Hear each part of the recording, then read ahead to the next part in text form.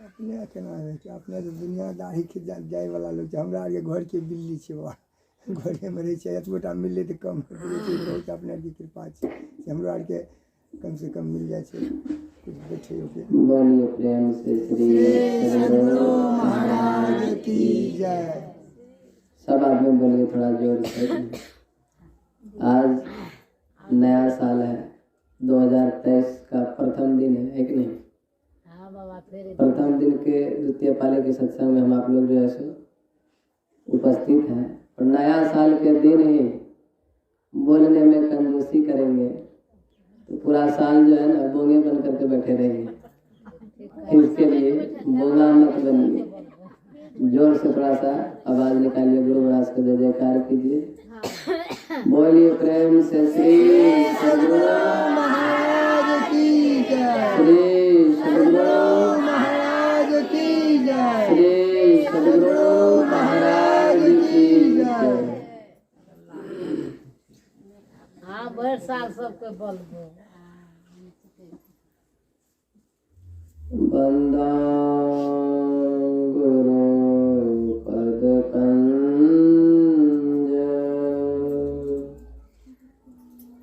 कृपा सिंधु नर रूप हरि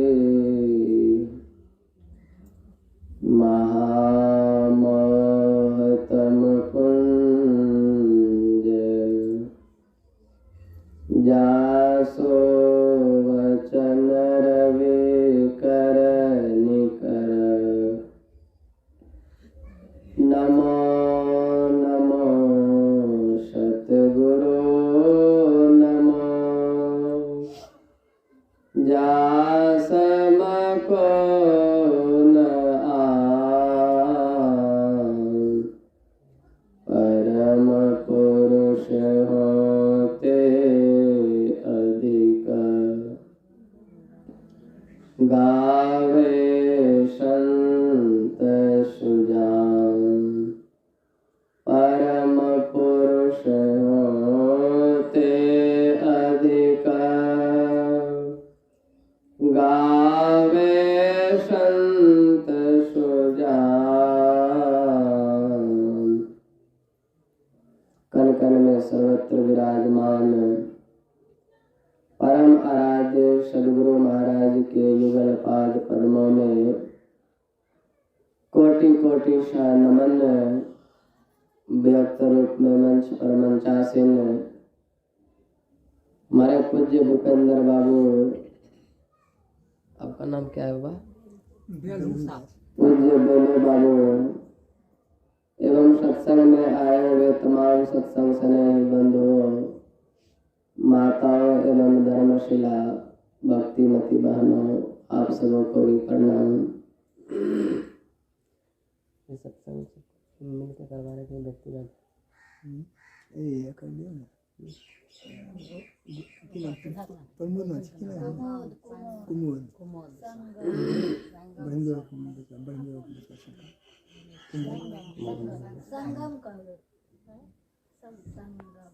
आप लोगों को विदित है। बोलिए प्रेम से श्री सद्गुरु छोटा बचवा के आप लोगों को विदित है यह सत्संग किसके माध्यम से हो रहा है?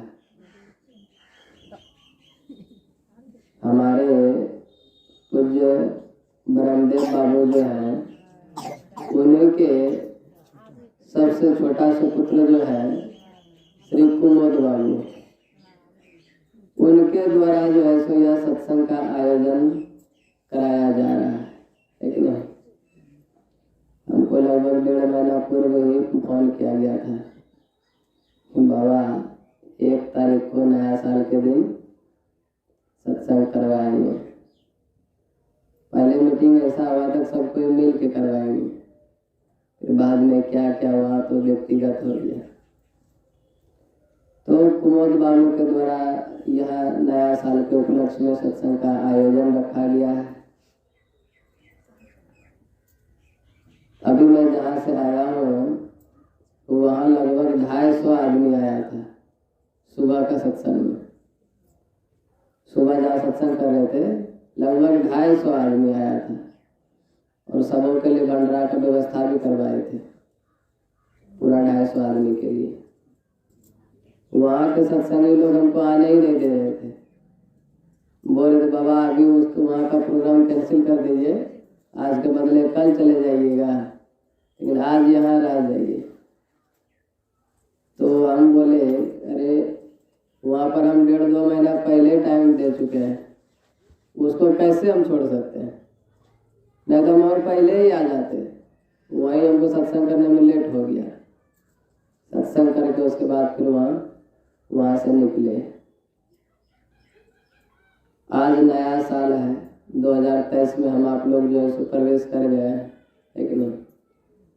हम लोग जहाँ पर अभी हम थे वहाँ रात में 12 बजे ही नया साल मनाए, रात में भी भंडारा चला था।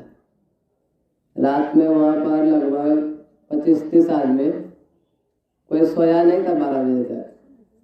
एक मिस्त्री रखे थे खाना बनाने वाला, खाना बनाने में उसको भिड़ा दिए और हम लोग इधर गुरु महाराज का प्रवचन पार्टी सब जो करते करते 12 बजा दिए। उसके बाद 12 जैसे बजा कटा ऊपर हुआ, फिर हम लोग नया साल मनाया और रात में भी भंडारा हुआ, फिर सुबह भी हुआ, ऐसा। और आप लोग जानते हैं यह नववर्ष जो है हम आप लोगों का नहीं है कि नहीं। यह जो नया साल है हम आप लोगों का नहीं है, यह नया साल जो है अंग्रेजों का है कि नहीं। हम आप लोगों का नववर्ष कब आएगा? चैत महीना में आएगा, चैत महीना में आएगा। ये अंग्रेजों का चलाया हुआ है। और आप लोग जानते हैं आज एक बहुत बड़े संत जो हुए प्रभु ईसा मसीह, आज उनका जन्मदिन है। उन्हीं के जन्मदिन के ऊपर जो है ये नया साल मनाया जाता है और कोई बात नहीं। प्रभु ईसा मसीह का जन्म जो है आज ही के दिन हुआ था, उसी के जन्मदिन के उपलक्ष्य पर जो है ये नववर्ष मनाया जाता है। तो प्रभु ईसा मसीह जो है वो छोटे मोटे कोई आम आदमी नहीं थे। अभी ईसाई धर्म में ऐसा हो गया है कि मांस मछली सब खाता उसका भगत लोग, है कि नहीं। लेकिन प्रभु ईसा मसीह जो थे वो ऐसे नहीं थे। प्रभु ईसा मसीह को हमारे गुरु महाराज भी मानते थे, सत्संग योग में उसका पद दिया है, गुरु महाराज लिखे हैं। प्रभु ईसा मसीह को जब क्रॉस पर लटकाया गया था, आप लोग देखे होंगे, क्रॉस पर जब लटकाया गया था तो दोनों हाथ एकदम ऐसे कर दिया था और एकदम से क्या किया था, ये जो हाथ देख रहे इसमें मोटा मोटा कील ठोक दिया था, थोड़ा सा पैर में भी ठोक दिया था, उसके ऊपर लटका दिया था उसको। इतना कष्ट देने के बाद भी वह प्रभु ईसा मसीह जो है संसार के लोगों के लिए प्रभु से क्या प्रार्थना करते हैं कि प्रभु ये लोग अज्ञानी है, मूर्ख है, इसे ज्ञान नहीं है, आप इसको क्षमा कर दीजिएगा। हम आप लोगों को कोई आदमी थोड़ा सा कष्ट दे दे, इतना बढ़िया भावना मन में उत्पन्न होगा क्या? नहीं होगा। लेकिन प्रभु ईसा मसीह देखिए कैसे महापुरुष थे, उसको क्रॉस पर लटका गया था कांटे ठोक करके मोटा मोटा, और फिर भी इतना कष्ट होते हुए भी संसार के लोगों के लिए क्या कामना करते हैं, ईश्वर से क्या प्रार्थना करते हैं। तो प्रभु ईसा मसीह भी बहुत बड़े संत थे। और आज नववर्ष है अंग्रेजों का जो चलाया हुआ है, नववर्ष के उपलक्ष्य में यहाँ पर ये सत्संग का आयोजन रखा गया है। नववर्ष पर सत्संग क्यों करना चाहिए, है कि नहीं? नववर्ष पे सत्संग क्यों करना चाहिए? हम आप लोग नया नया जो घर बनाते हैं तो गेट जो बनाते हैं उसके दोनों साइड में क्या लिखते हैं? एक साइड पहले लिखते हैं शुभ, उसके बाद लाभ। और उस घर में प्रवेश करने से पहले क्या करते हैं? पंडित जी को बुलाते हैं, किसी महात्मा जी को बुलाते हैं, सत्संग वगैरह पूजा पाठ करके जो है सो उसके बाद उस घर में प्रवेश करते हैं, है कि नहीं। इसका मतलब क्या हुआ? पूजा पाठ सत्संग इसके लिए पहले करवाते हैं कि पूजा पाठ सत्संग करके उस घर को जो है सो पवित्र कर लेते हैं। वो पवित्र नहीं रहता है। पवित्र घर में प्रवेश करेंगे तो हम आप लोग भी पवित्र हो जाएंगे, है कि नहीं। और वो पवित्र घर में प्रवेश करेंगे तो हम आप लोग भी अपवित्र हो जाएंगे। वो पवित्र हो जाएंगे तो क्या होगा? मन में तरह तरह का गलत भावनाएं उत्पन्न होगा, गलत गलत चीज करने का विचार उत्पन्न होगा, गलत गलत काम करेंगे, है कि नहीं। वही पवित्र घर में आप प्रवेश करेंगे तो मन में अच्छी अच्छी भावनाएं उत्पन्न होगा, अच्छा कर्म करेंगे उसमें रह करके, कुछ बुरा कर्म नहीं करेंगे। इसके लिए जो है सो पूजा पाठ सत्संग करके घर में प्रवेश करते हैं। उसी प्रकार हम आप लोग आज नव वर्ष के उपलक्ष्य में जो यहाँ पर सत्संग में आए हैं, क्यों आए हैं? इसके लिए आए हैं, आज यह 2023 का जो है प्रथम दिन है और हम आप लोगों का प्रथम दिन शतकर्म में बीत गया, तो यह निश्चित है कि पूरा 2023 भी जो है शतकर्म में ही बीतेगा, है कि नहीं। पाप कर्म में नहीं बीतेगा। शुरू आपका सही रहेगा तो अंत भी सही ही होगा, और आपका शुरू अगर यदि खराब है तो अंत क्या होगा? खराब ही होगा। इसलिए बहुत खुशी की बात है कि नव वर्ष के उपलक्ष्य में यहाँ पर सत्संग का आयोजन रखा गया है। और सत्संग का ही आयोजन क्यों रखा गया है? महर्षि साई स्वामी जी महाराज कहते हैं कि सत्संग में संत वचन रूपी सत ज्ञान की गंगा बहती है कि नहीं। सत्संग के द्वारा जो है सो हम मानव को तरह तरह का ज्ञान मिलता है। संसार में कैसे रहना चाहिए, संसार में रह करके कैसे जीना चाहिए, है कि नहीं। किसके साथ कैसा व्यवहार करना चाहिए, माता पिता के साथ कैसा व्यवहार करना चाहिए, पति के साथ कैसा व्यवहार करना चाहिए, अथवा पत्नी के साथ कैसा व्यवहार करना चाहिए, बच्चे पुत्रों के साथ कैसा व्यवहार करना चाहिए, गांव समाज के साथ कैसा व्यवहार करना चाहिए, गांव समाज में रह करके कैसे जीना चाहिए, ये तरह तरह का ज्ञान जो है इस सत्संग के माध्यम से दिया जाता है कि नहीं। और इस संसार में हम किस लिए आए हैं, इस संसार में जो परमात्मा ने हमें भेजा है उसका लक्ष्य क्या है कि नहीं। क्यों भेजा है हम आप लोगों को परमात्मा ने इस संसार में? कुछ तो लक्ष्य होगा, है कि नहीं। ऐसे तो फोकट में नहीं भेजा है। कब हुक करे करुणा नर देही देत इस बिनु हेतु स्नेही।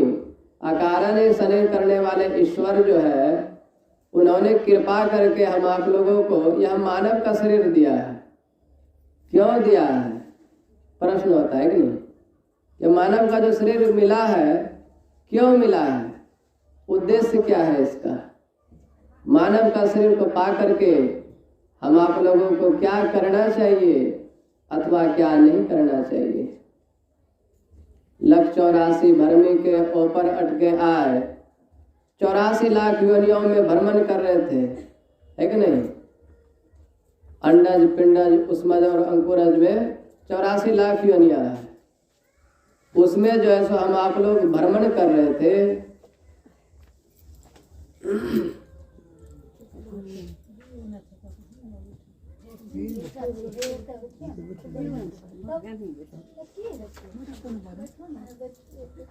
बोलिए प्रेम से श्री सद्गुरु महाराज की जय। तो हम क्या कह रहे थे, क्या कह रहे थे? सब भूल गए। वक्त आ गया कहा, सूरत आ गया बह, है कि नहीं। वक्त आ गया कहा, सूरत आ गया बह, तुरंत भूल गए बाबा जी क्या कह रहे थे। एक माता जी सत्संग में आकर के बैठी, 10 मिनट बैठ करके सत्संग में मोबाइल चला ली, है कि नहीं। उसके बाद उठ करके सत्संग से चली गई। अब घर में जा करके अपने लड़के लोगों से कहती है, देखो कैसे महात्मा जी आए हैं, वह कैसा प्रवचन कर रहे हैं, कैसा प्रवचन कर रहा है। महात्मा जी कह रहे हैं कि दिल्ली में कुत्ता बीमार है। अब उसका लड़का लोगों को बहुत आश्चर्य लगा, दिल्ली में कुत्ता बीमार, अरे भाई कुत्ता तो कहीं बीमार हो सकता है, ऐसी बात थोड़ी खाली दिल्ली में कुत्ता बीमार होता है। अब माता जी कह दी लड़का लोगों को, लड़का लोग जवानी का जोश जो होता है एकदम तिलमिला करके आए महात्मा जी के पास और आ करके कहता है महात्मा जी से, महाराज जी आप अभी प्रवचन में क्या कर रहे थे। तो महात्मा जी कहते हैं प्रवचन में तो बहुत सारी बातें बताए अभी हम तो, नहीं अभी मेरी मम्मी बताई हमको कि महात्मा जी प्रवचन कर रहे थे कि दिल्ली में कुत्ता बीमार है। बताइए कोई प्रवचन है? अरे दिल्ली में कुत्ता बीमार है, कुत्ता तो कहीं बीमार हो सकता है, बिहार झारखंड में नहीं बीमार होता है, हो सकता है तुलसियाई घाट में नहीं होता होगा, है कि नहीं। महात्मा जी कहते हैं कि मैंने ऐसा कभी नहीं कहा, लेकिन वह माई जो है इतना हल्ला कह के लिए कर रहे हैं, बैठ जाना चाहिए शांति से। तो वह माई कहती है कि महाराज जी आप महात्मा जी हैं, लाल ड्रेस पहने हैं, गिरवा वस्त्र पहने हैं, उसके बाद भी आप झूठ बोलते हैं, आपको शर्म नहीं लगता है। एकदम महात्मा जी के ऊपर जो है सो गुस्सा आ गई माता जी। तब महात्मा जी सोचते सोचते जो है सो सोचा, तब उसको याद आया, अरे भाई मैं कह रहा था कि दिल्ली में कुतुब मीनार है। अब वो माता जी क्या सुन गए, दिल्ली में कुत्ता बीमार है। ऐसा सत्संग को सुनेंगे काम चलेगा? काम नहीं चलेगा। इसके लिए सत्संग को बहुत गौर से सुनिए। आप सिर्फ सत्संग को सुन लेंगे तो सुनने से इतना लाभ होता है कि मत पूछिए। शरीर रहते आपको 4 फलों की प्राप्ति हो जाएगी, लेकिन सत्संग को सुनेंगे तब। सुखदेव मुनि जो है राजा परीक्षित को सत्संग सुना रहे थे, बहुत श्रोता लोग वहां पर आकर के बैठा हुआ था, लेकिन जब सत्संग खत्म हुआ तो पुष्प विमान आया। किसके लिए? राजा परीक्षित के लिए। सिर्फ एक ही विमान आया, उस पर राजा परीक्षित बैठे और अपना परम धाम को चले गए। लेकिन और जितना श्रोता आकर के बैठा हुआ था किसी के लिए विमान नहीं आया। अब सब श्रोता पूछने लगा कि प्रभु वह राजा परीक्षित भी यहीं बैठ के सत्संग सुन रहा था और हम लोग भी यहीं बैठ करके सत्संग सुन रहे थे, लेकिन उसके लिए विमान आया, हम लोगों के लिए विमान क्यों नहीं आया? तब सुखदेव मुनि क्या कहते हैं? कहते हैं कि राजा परीक्षित जो है एकाग्रचित से सत्संग सुन रहा था, बहुत मनोयोग पूर्वक सुन रहा था, सुन ही नहीं रहा था, समझ भी रहा था, उसे जीवन में उतार भी रहा था और उस पर चलने का प्रयास भी कर रहा था, चल भी रहा था। उसी का फल यह होगा कि उसके लिए विमान आया और तुम लोग जो है सत्संग में आकर के तो बैठा था, लेकिन सत्संग को सुन नहीं रहा था। शरीर तो था सत्संग में और मन कहीं विचरण कर रहा था। इसके लिए तुम लोगों के लिए विमान नहीं आया। तो हम आप लोग भी राजा परीक्षित की तरह बनिए कि नहीं? श्रोता ही बनना है तो राजा परीक्षित की तरह बनिए, उसके बाद लाभ होगा। तो हम क्या कह रहे थे? तो परमात्मा ने जो है सो बहुत कृपा करके हम आप लोगों को यह मानव का शरीर दिया है। कब हुक करे करुणा नर देहि, देत ईस बिनु हेतु सनेहि। यह मानव शरीर देने का उद्देश्य क्या है? यह मानव का शरीर जो हम आप लोगों को मिला है, इसका कारण क्या है? क्यों मिला है? क्यों हम आप लोग इस संसार में आए हैं? ये सारे ज्ञान की बातें जो है सो इसी सत्संग में आकर के हम आप लोगों को सुनने के लिए मिलता है कि नहीं। इसके लिए आज नव वर्ष के उपलक्ष्य में यह सत्संग का आयोजन रखा गया है और विषय पाठ जो हुआ है कर्म फल पर। आज का आपका कर्म अच्छा रहेगा तो पूरा साल आपका अच्छा ही कर्म होगा, है कि नहीं। और आज आपका बुरा कर्म होगा तो पूरा साल जो है दुखमय ही जाएगा, सुखमय नहीं कट सकता है। तो महर्षि साई स्वामी जी महाराज कहते हैं कि सत्संग में संत वचन रूपी सत ज्ञान की गंगा बहती है, उसमें अवगाहन यदि न किया तो शतपथ का ज्ञान कहाँ होगा। सत्संग में तरह तरह का ज्ञान सुनने के लिए मिलता है और आज सत्संग रखने का मुख्य उद्देश्य यही है कि हम आप लोग जो है सो आज यहाँ से संकल्प करके जाइए। क्या संकल्प करके जाइए, है कि नहीं। इतने बड़े संतों के सामने में सानिध्य में हम आप लोग बैठे हैं, है कि नहीं। आप लोगों को विश्वास है गुरु महाराज में है? किसी को विश्वास है? विश्वास है? विश्वास रहता तो 5 टाइम आकर के ध्यान करते रोज यहाँ पे। विश्वास ही नहीं है, इसके कारण नहीं आके करते हैं। विश्वास जिस दिन हो जाए गुरु महाराज के ऊपर, उस दिन से जो है आप बराबर दुनिया का काम धंधा को आप त्याग देंगे चलेगा, लेकिन आप सत्संग और ध्यान को कभी नहीं त्यागेंगे जिस दिन विश्वास हो जाएगा। ये सत्संग है क्या। गोस्वामी तुलसीदास जी महाराज जब तपस्या में परिपूर्ण हो गए तब उसके सामने भगवान श्री राम प्रकट हुए और भगवान श्री राम प्रकट होकर के क्या कहते हैं। भगवान श्री राम कहते हैं कि तुलसीदास, मैं तुम्हारी तपस्या से अत्यंत प्रसन्न हूं, सो तुम कुछ वरदान मांगो, है कि नहीं। अब वरदान में क्या मांगते हैं गोस्वामी तुलसीदास जी महाराज, क्या कहते हैं कि प्रभु आप कुछ देना चाहते हैं तो क्या मांगते हैं। तुलसीदास कहते हैं दे सत्संग, जैसे मांगा कि दे सत्संग। भगवान श्री राम कहते हैं बुढ़वा कहेगा तुमको और कुछ मांगने को नहीं मिला, ये सत्संग से क्या होता है। भगवान श्री राम कहते सत्संग से क्या होता है। तब गोस्वामी तुलसीदास जी महाराज कहते हैं कि सत्संग से क्या होता है आप सुनना चाहते हैं। तो गोस्वामी तुलसीदास जी महाराज कहते हैं दे सत्संग निज अंग। सत्संग क्या है, परमात्मा का निज अंग है। हम आप लोग जो अभी यहाँ पर आकर के बैठे हैं, ये तो देखने में आता है कि चट्टी बिछौने पर बैठे हैं, लेकिन हम लोग किस में बैठे हैं। ये सत्संग क्या है, परमात्मा का निज अंग है। तो इसका मतलब क्या हुआ, हम आप लोग जो है परमात्मा के गोद में आकर के बैठे हैं, है कि नहीं। गुरुदेव के गोद में आकर के बैठे हैं, ये लेकिन विश्वास है नहीं।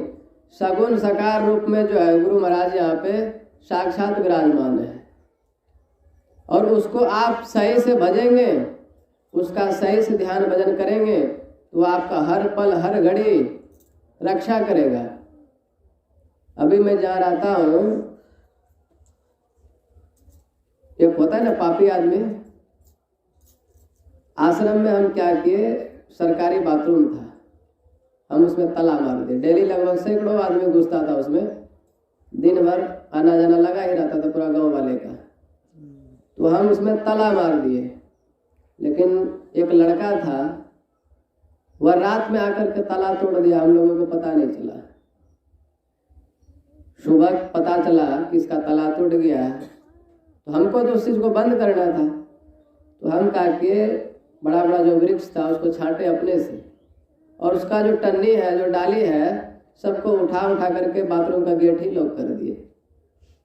अब वह लड़का जो था और उसकी माँ, आश्रम के आगे उसका दुकान है चाय का, अब दोनों माँ बेटा मिल करके वहां से गाली दे रहा था हमको, हाथ चमका चमका करके। हमको गाली दे रहा है दोनों, और हम भी खड़ा होकर के सुन रहे हैं, लेकिन इधर से हम कुछ बोल के नहीं रहे। सुन रहे थे, कुछ नहीं बोले, दम मार करके रह गए। हम तो दम मार करके रह गए, लेकिन हम पिताजी किसको बनाया है, माताजी किसको बनाया है? किसी का पुत्र को, जैसे मान लीजिए अभी क्या है, भूपेंद्र बाबू, इनका पुत्र को कोई कष्ट पहुंचावे तो भूपेंद्र बाबू से देखा जाएगा? नहीं देखा। जितना बल होगा उतना लगा करके जो है सो जाएगा उसे लड़ने के लिए, है कि नहीं? उसी प्रकार जब हम घर द्वार को छोड़ करके, घर द्वार का सारा सुख को छोड़ करके, सब चीज को त्याग करके जब निकले हैं, और उसके बाद इसको जब हम माँ बाप समझे हैं, तो उसका काम है कि वह मेरा रक्षा करे, है कि नहीं? तो गुरुदेव की कृपा ऐसी हुई कि उनको गाली देने से 15 दिन नहीं हुआ, दुकानें उसका उजड़ गया, वहां से बिल्कुल साफ हो गया। कल मेरे पास आई वह लेडीज जो गाली दे रही थी कि बाबा आप किसी तरह कहिए, उन लोगों को छोड़ देगा और हमारा दुकान रह जाएगा। हम उन लोगों को समझाए, अरे भाई 2 रुपया कमाता है, गरीब आदमी है, रहने दो। लेकिन वो लोग भी बड़ा ढेर था, नहीं माना, हटा ही दिया उसको। उन्होंने कष्ट तो हमको पहुंचाया, हम उसको सह करके रह गए, लेकिन मेरा बाप जो है रह गया। तो इसको अगर यदि श्रद्धा विश्वास के साथ भजेंगे तो आपका हर एक मनोकामना पूरा हो जाएगा। लेकिन हम आप लोगों को पहली बात है कि विश्वास होता ही नहीं है, इसके कारण यहाँ सत्संगी में फूट है कि नहीं? एक ही गांव में डबल सत्संग मंदिर बन गया है, उधर का आदमी उधर जाता है, इधर का आदमी इधर आते हैं। विश्वास नहीं रहने के कारण, जिस दिन विश्वास हो जाएगा तो ये भावना मिट जाएगा कि हम उधर के हैं, हम इधर के हैं, है कि नहीं? तो गुरु महाराज पर विश्वास कीजिए, और विश्वास करके जो गुरु महाराज का आदेश है, क्या आदेश है? श्री सद्गुरु की सार शिक्षा याद रखनी चाहिए, और क्या? अति अटल श्रद्धा प्रेम से गुरु भक्ति करनी चाहिए। गुरु महाराज का आदेश क्या है? उसका सार शिक्षा क्या है? क्या है आप लोग बताइए? उनका सार शिक्षा यही है, सत्संग नित और ध्यान नित रहिए, करत संलग्न हो, बेविचार चोरी नशा हिंसा झूठ तजना चाहिए। आज आप लोग यहाँ से संकल्प करके जाइए कि आज जो 2023 के प्रथम दिन में हम आप लोग प्रवेश किए हैं, आज संकल्प कर लीजिए कि संसार के सारा काम जो है छूट जाए चलेगा, है कि नहीं? भोजन में 2 टाइम का छूट जाए चलेगा, लेकिन हमारा भजन जो है नहीं छूटना चाहिए, हमारा सत्संग नहीं छूटना चाहिए। सत्संग छूट जाए तो उसके लिए रोइए, उसके लिए आंसू बहाइए, है कि नहीं? भोजन कभी छूट जाए उसके लिए कितना पश्चाताप करते हैं, तड़पते हैं, है कि नहीं? लेकिन सत्संग छूट जाए तो उसके लिए कभी तड़पते हैं क्या? कभी रोते हैं सत्संग के लिए? नहीं रोते हैं। जिस दिन उस चीज के लिए रोने लगेंगे, उस चीज के लिए तड़पने लगेंगे, उसी दिन से आपके ऊपर जो है गुरुदेव का कृपा मिलना प्रारंभ हो जाएगा। और गुरुदेव का जो आदेश है उसको पालन कीजिए। और अभी विषय हुआ है कर्म फल का। जैसा कर्म करेंगे वैसा हम आप लोगों को फल मिलेगा। कर्म आप लोग जानते हैं 3 तरह का होता है। कौन कौन सा कर्म होता है? शायद हम पहले भी बताए होंगे, है कि नहीं? कौन कौन सा कर्म होता है? ए बच्चा बैठ। कर्म होता है संचित कर्म, उसके बाद होता है प्रारब्ध कर्म, उसके बाद होता है क्रियामान कर्म। कर्म 3 तरह का होता है और कर्म को 3 तरह से किया भी जाता है। कैसे 3 तरह से किया जाता है? मन से, वचन से और कर्म से। 3 तरह से कर्म को किया भी जाता है। और गुण भी 3 तरह का होता है। कौन कौन सा गुण होता है? सतोगुण, रजोगुण और तमोगुण, है कि नहीं? और भोजन भी 3 तरह का होता है। कौन कौन होता है? आप लोग तो भोजन बनाने वाले हैं सब कोई। कौन कौन होता है 3 तरह का भोजन? राजसी, तामसी और सात्विक। स्वास्थ्य एक भोजन होता है सात्विक और एक भोजन होता है राजसी और एक भोजन होता है तामसी। अब सात्विक का मतलब क्या हुआ? सात्विक भोजन जो है वह कौन है? वह भगवान विष्णु है कि नहीं? और तामसी भोजन कौन है? वह है भगवान शिव। और राजसी भोजन कौन है? वो ब्रह्मा जी हो गया। और गुण जो है 3 तरह का, सतोगुण, रजोगुण, तमोगुण। तो सतोगुण कौन हुआ? भगवान विष्णु। तमोगुण जो है सो ये भगवान शंकर हो गया। और रजोगुण जो है भगवान ब्रह्मा जी हो गए, है कि नहीं? तो गुण भी 3 तरह का होता है। तो भोजन 3 तरह का होता है, गुण 3 तरह का होता है और कर्म 3 तरह का होता है। उसे 3 तरह से किया भी जाता है। कैसे कैसे? मन से, वचन से और कर्म से। आज हम आप लोग यहाँ पे संकल्प कीजिए, है कि नहीं, कि आज के बाद हम किसी को भी कष्ट नहीं पहुंचाएंगे। कैसे? मन से, वचन से और कर्म से। हमसे किसी को कष्ट ना हो, है कि नहीं? आज ये संकल्प करके जाइए। और भोजन जो 3 तरह का होता है, सात्विक, राजसी और तामसी। आज यह भी संकल्प करके जाइए, जो मांस मछली खाते हैं, अंडा, शराब, दारू, ताड़ी पीते हैं, वह भी आदमी संकल्प कीजिए आज के बाद जो है उस चीज को ग्रहण नहीं करेंगे। आप किसी बकरे का बलि चढ़ा करके उसका मांस खाते हैं तो उसका फल क्या मिलता है जानते हैं? एक पंडित जी जो है एक बकरे का बलि चढ़ा रहा था। बकरे को अब काटता ही तो वह बकरा जो है उस पंडित जी को देख करके हंस दिया। बकरा जैसे हंसा, वह पंडित जी पूछते हैं, अभी तुम्हारा बलि दिया जा रहा है, तुमको काटा जा रहा है, तुम अभी हंस क्यों रहा इस समय में? तब वह बकरा जवाब देता है, मैं भी पहले आप ही की तरह पंडित जी था और मैंने एक बलि चढ़ाया था, एक बकरे को काटा था। उसका परिणाम ये हुआ हमें 100 बार जो है सो बकरा बनना पड़ा और 100 बार मेरा गर्दन कटा, है कि नहीं? और ये 99 बार जो है सो मेरा गर्दन कट चुका है। ये लास्ट जन्म बचा है, ये इस बार मेरा गर्दन कट जाएगा तो पूरा 100 का 100 पूरा हो जाएगा। उसके बाद पुनः हमको जो है सो बकरे का शरीर में नहीं आना पड़ेगा। ये चीज को सोच करके उस पंडित जी को बहुत दुख हुआ।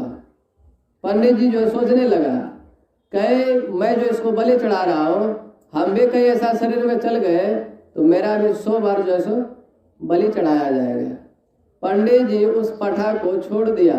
पठा से कहता है कि अब तुम्हारा बलि जो है सो नहीं चढ़ाया जाएगा। वह पठा कहता है, आप मेरा बलि चढ़ाइए अथवा नहीं चढ़ाइए, फिर भी मेरा बलि जो है चढ़ेगा, मेरा गर्दन कटेगा। उससे हमको कोई रोक नहीं सकता है कि वो मैं जो कर्म किया हूँ वह हमको भोगना पड़ेगा, है कि नहीं? 100 बार मेरा लिखा हुआ है कि बलि चढ़ेगा, तो अभी 99 बार हो चुका है, लास्ट बार बचा हुआ है, इस बार भी मेरा बलि चढ़ेगा। वह पंडित जी कहता है कि नहीं, तुम्हारा बलि नहीं चढ़ेगा, तुमको कोई काट नहीं सकता है। अब उस बकरे के पीछे 4 गो गार्ड लगा दिया, एक बढ़िया सा कमरा बनाया, कमरे में उस बकरे को रखा था, उसके पीछे 4 गो गार्ड लगा दिया जो देखने के लिए कि यह बकरा जो है भाग करके नहीं चला जाए, कोई आदमी इसका बलि नहीं चढ़ा दे, अब उसका बलि चढ़ेगा? नहीं चढ़ेगा। अब वह बकरा भूखे प्यासे तो बेचारा रूम में बंद नहीं रहेगा, उसको लेके गया एक दिन चराने के लिए। जहाँ चराने के लिए गया वहाँ पर एक छोटा सा पर्वत था। पर्वत के ऊपर में वह बकरा चढ़ा और सबसे ऊपर में एक वृक्ष था पीपल का, उसका डाली जो है सो लटका हुआ था। वह ऊपर चढ़ करके ऐसे लपकना चाहा वहाँ उस वृक्ष का पत्ता को, तो क्या हुआ, उसके पैर के पास में जो पत्थर था वहाँ से उसका पैर फिसल जाता है, और जैसे पैर फिसला बकरा वहाँ से नीचे आकर के गिरता है, और पत्थर जो वहाँ से टुगरते टुगरते गिरा आकर के उसके गर्दनों पर ही गिर गया। जैसे गर्दनों पर गिरा हुआ पत्थर का टुकड़ा, उसका गर्दन जो है कट गया।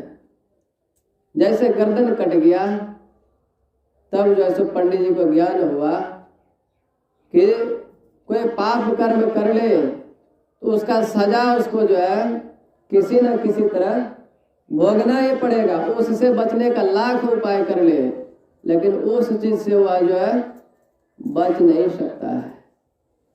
तो हम आप लोगों को, हमारी आवाज़ें जहाँ तक जा रही है, मैं सबसे कहना चाहता हूँ, ऐसा नहीं कि सिर्फ यहाँ पर जितने आदमी हैं उन्हीं लोगों से कह रहा हूँ, आवाज़ें जहाँ तक जा रही है सब लोगों से मैं कहना चाहता हूँ कि आज आप लोग जो है संकल्प कर लीजिए, आज के बाद किसी भी चीज़ का बलि नहीं चढ़ाएंगे।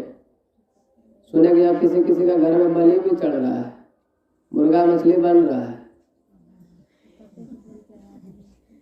हमको खबर मिल गया है। आज नया साल के दिन आप घर में इतना अशुद्ध भोजन को चढ़ाए तो वह घर समझिए कितना अपवित्र होगा। उसमें महात्मा जी जाकर के कभी रहेगा? कभी नहीं। महात्मा जी का जी करेगा कि उस घर में हम जाकर के सोए बैठे भोजन ग्रहण करें, कभी नहीं जा सकता है। हम तो छोटे मोटे आदमी है, बच्चा हो तो चलो भाई, है कि नहीं? सबसे अभी छोटे हैं जो यहाँ, हमसे कुछ आदमी छोटे, बाकी सब फिर हम उन लोगों से छोटे, आप लोगों से सबसे छोटे, है कि नहीं? तो कर्मों का सजा आपको भोगना पड़ेगा। आप किसी का बलि चढ़ाएंगे तो जकरा मार ले मर के गेलो वही रे ठिकान, और वही तोरा बदला ले तो पानी कर तो जान। आज आप जिसका बलि चढ़ा रहे हैं कल वह भी आपका बलि चढ़ाएगा, इसमें कोई शक नहीं है। इसलिए बलि चढ़ाना बंद कर दीजिए। मांस मछली खाना, ए बच्चा,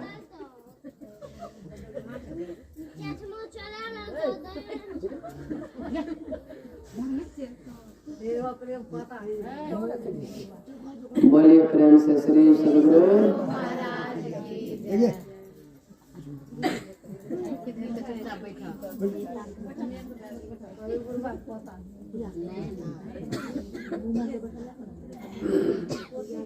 बोलिए प्रेम से श्री सदगुरु महाराज की जय। तो बच्चा सबको हंसाने के लिए लगता है संसार में आया है कि नहीं?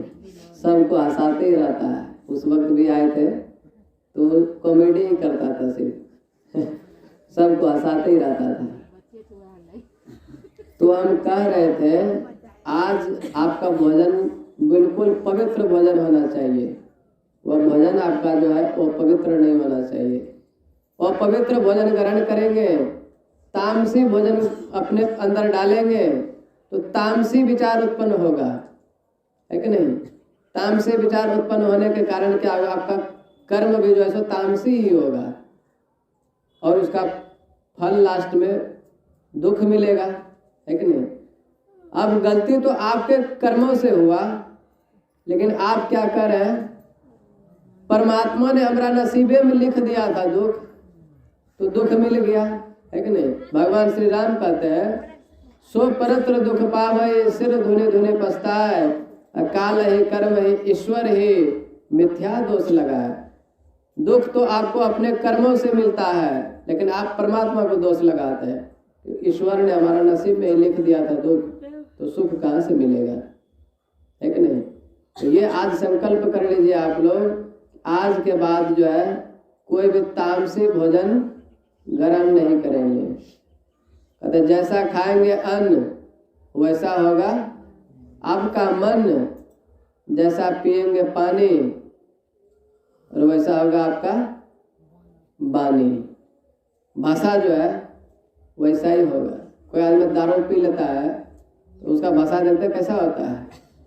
मेरे गांव में एक आदमी था, इतना दारू के नशा में चूर हो गया, एक पेड़ के नीचे में भगवान शिव का जो स्वती बना हुआ था, क्या बोलते हैं, शिवलिंग। अब कोदरा निकाला घर से, शिवलिंग को देने लगा, कोदरा शिवलिंग को इतना डंगाया कि मत पूछिए। अब समझ सकते हो दारू जो है क्या करता है। तो तामसी भोजन करेंगे, जैसा पिएंगे पानी वैसा होगा आपका वाणी। तो पानी वो भी शराब की तरह ही रहता है कि नहीं, शराब भी पानी की तरह ही रहता है। उसको आप ग्रहण करेंगे तो उसी की तरह विचार हो जाएगा आपका, और आपसे जो है सो पाप कर्म होगा, है कि नहीं। तो अच्छा चीज ग्रहण कीजिए, उससे आपका विचार अच्छा होगा, आपका वाणी अच्छा निकलेगा, है कि नहीं। मैं अभी जहाँ जाता हूँ, जहाँ कहीं मैं चला जाता हूँ सत्संग करने के लिए, तो उम्र में देखता है कि भाई बच्चा है। एक बार गए पूर्णिया जिला सत्संग करने, सबको बोला था अभी थोड़ा सा दाढ़ी बढ़ा लिए हैं। उस वक्त आए थे, देखे थे ना, बिल्कुल थोड़ा थोड़ा था। तो वहाँ कह रहा था देखो बच्चा बाबा आ गया, गुतरू बाबा आ गया है। अब हमसे कोई छोटा आदमी प्रवचन करने वाला था ही नहीं, है कि नहीं। और संत मत में ऐसा लगता भी नहीं कि कोई होगा। एक तो लड़का था पहले, तो कहाँ गुम हो गया पता नहीं। नहीं तो छोटा आदमी जल्दी प्रवचन नहीं करता है। वहाँ जो देखा पता कहाँ से बुतरू बाबा आ गया, बड़ा सुंदर है। अब वो लोग हमको वहाँ से छोड़िए नहीं रहा था। तो वाणी उन लोगों को थोड़ा प्यारा लगता था, आवाज थोड़ा सुनने में अच्छा लगता था, है कि नहीं। तो सात्विक ढंग से जीते हैं तब ना, और सात्विक ढंग से हम भी नहीं जीना छोड़ देंगे तो हमारा भी वाणी जो है खराब हो जाएगा, कर्कश की तरह हो जाएगा। तो फिर कोई पसंद नहीं करेगा। लेकिन जैसे यहाँ पर आए, पहली बार हम आए थे तो ऐसा लग रहा था अरे कौन जंगल झाड़ में आकर के घुस गए।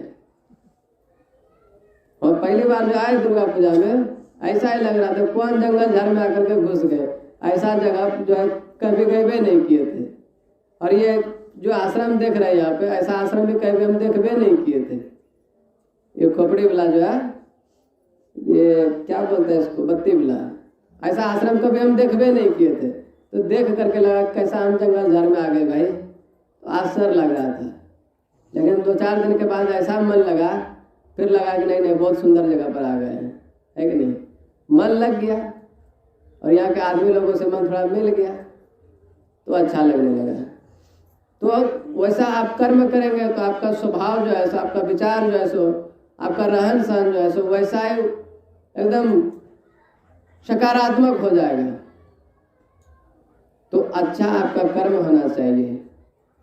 अच्छा कर्म करेंगे तो अच्छा फल मिलेगा, बुरा कर्म करेंगे तो बुरा फल मिलेगा।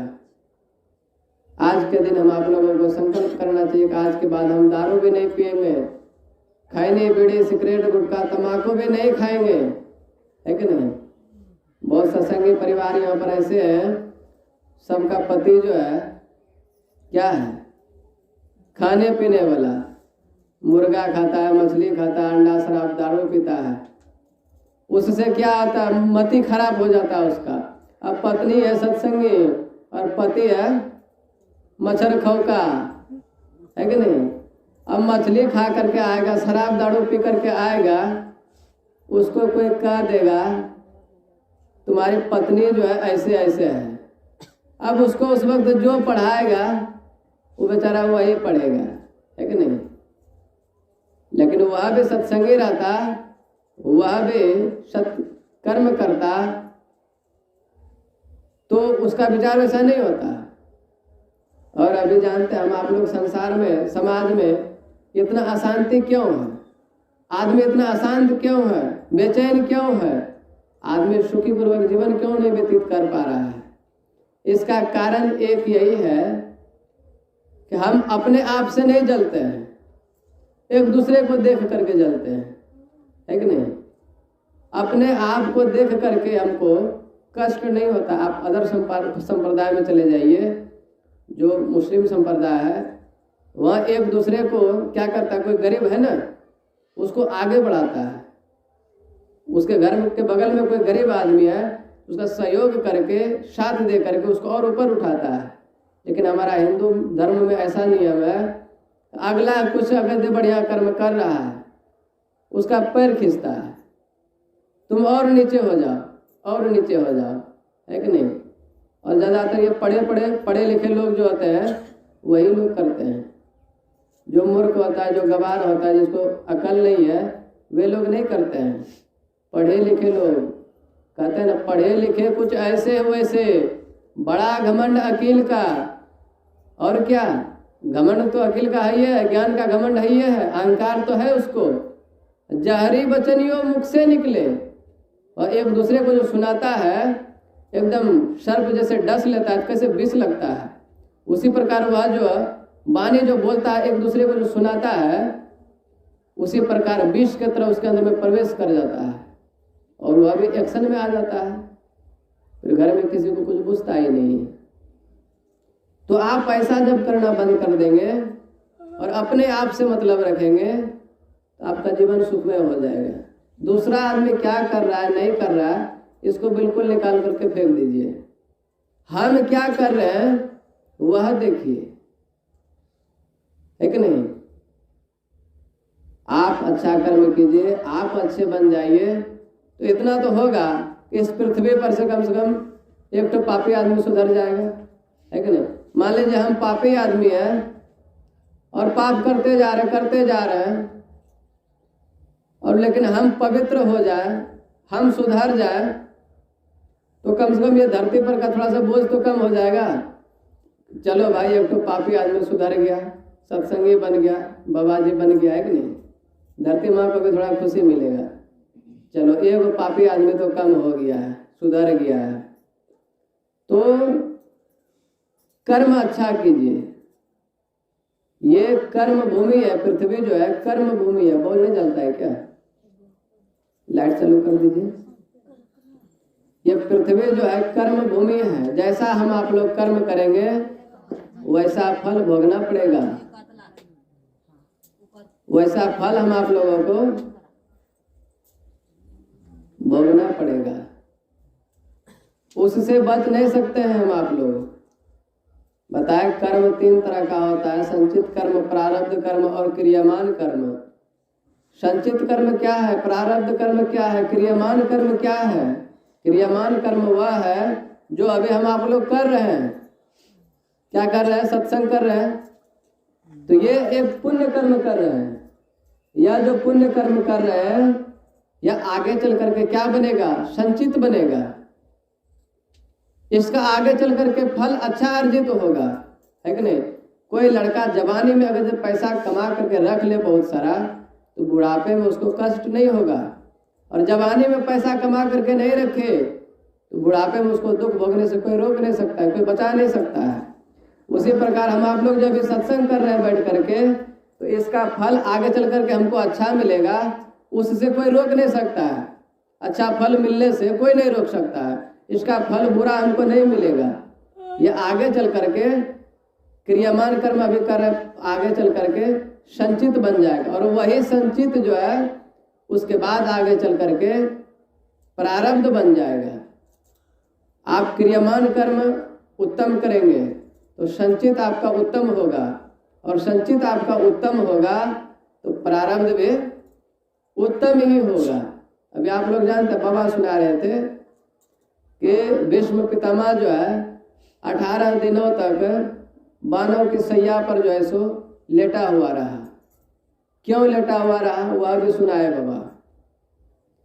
उन्होंने जो है 100 जन्म के पूर्व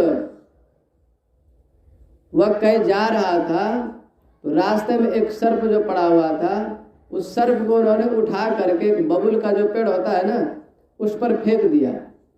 उस बबूल के पेड़ में जितना कांटा था वह पूरा शरीर में चुभ गया उसका, और तुरंत प्राण नहीं निकला। प्राण निकलते निकलते 18 दिन बीत गया। 18 दिनों तक वह तड़पते रह गया सर्प। उसी का सजा जो है उसको मिला। वो उस कर्म से नहीं बच पाया, उन्होंने सर्प को कष्ट दिया तो उसका भी वो पाप कर्म जो है उसको भोगना पड़ा, है कि नहीं। ये क्या है, ये क्रियामान कर्म है। ये क्रियामान कर्म वही आगे चल करके प्रारब्ध बना, है कि नहीं। पहले उन्होंने सर्प को कष्ट दिया तो प्रारब्ध में उसको जैसा आकर के वैसा सजा मिला। और कह रहे थे कर्म जो है मन से, वचन से और कर्म से 3 तरह से किया जाता है। अब कहिए मन से कैसे किया जाता है, वचन से कैसे किया जाता है, कर्म से कैसे किया जाता है।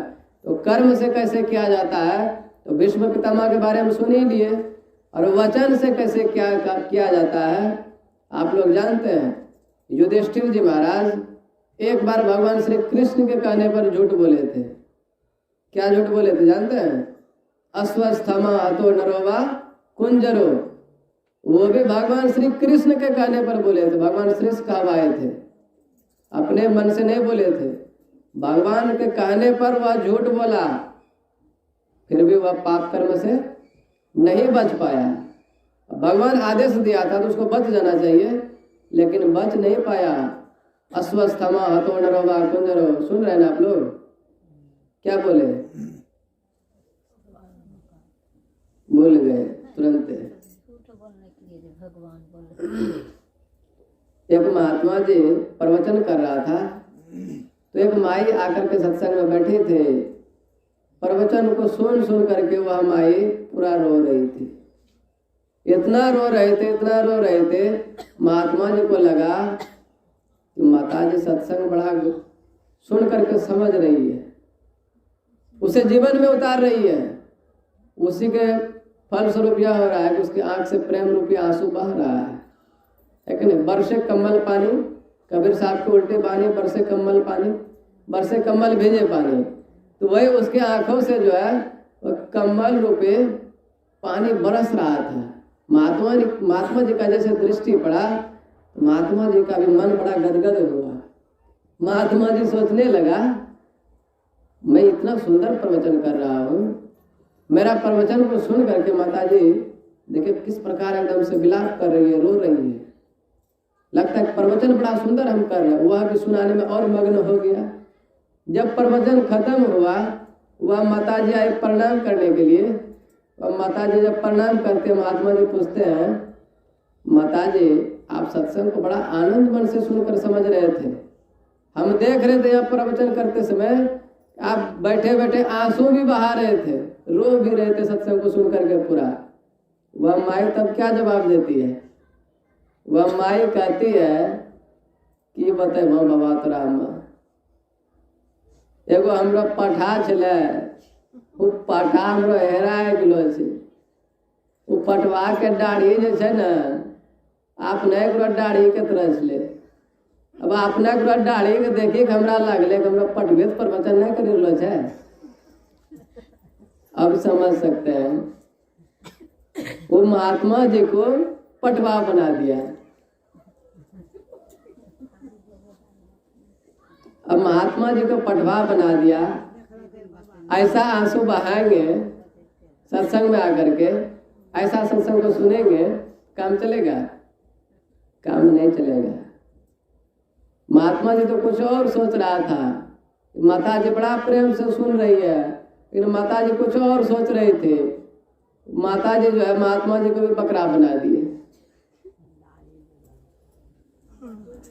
तो हम कह रहे थे कि वह युधिष्ठिर जी महाराज जो है एक बार झूठ बोले। क्या झूठ बोले थे? कि अश्वस्थमा हतो नरोवा कुंजरो, उसका फल क्या हुआ? उसका रथ का जो पहिया है वह जमीन से ऊपर चलता था पुण्य के प्रताप से। जैसे उन्होंने झूठ बोला अश्वस्थमा हतो नरोवा कुंजरो, उसका रथ का पहिया जो है सो आकर के जमीन में धंस गया।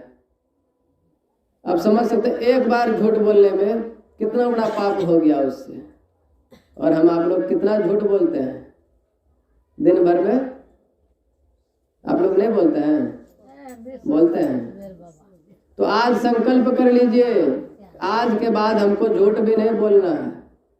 महर्षि में हम मनियारपुर जाएंगे, वहां लिखा है बाप रे बाप, झूठ बोलना महापाप, झूठ बोलना सबसे बड़ा पाप है। आप 12 साल तक सिर्फ सत्य बोलिए, झूठ कभी नहीं बोलिए 12 साल तक।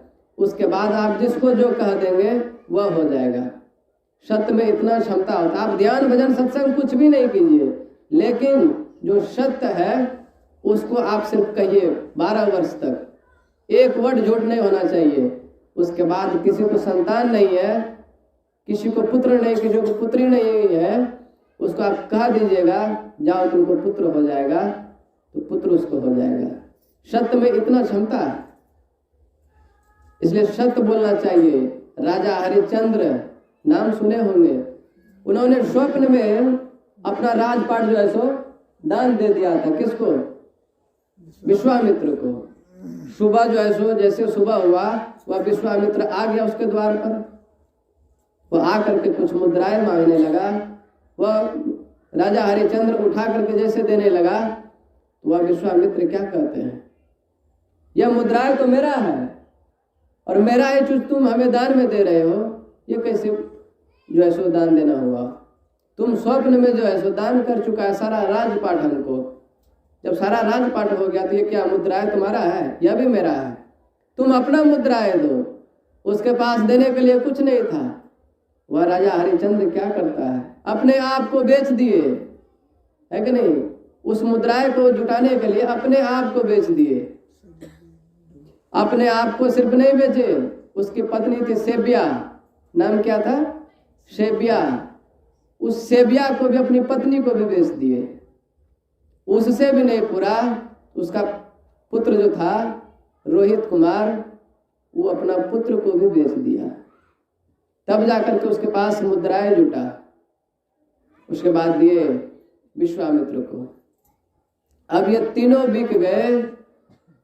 और उसके बाद होता क्या है, जहां पर उसकी पत्नी और उसका पुत्र गया था, जिस मालिक के घर में रहता था, एक दिन क्या हुआ, उसका पुत्र जो था छोटा सा, उसको भेजा गया फूल तोड़ने के लिए फुलवाड़ी।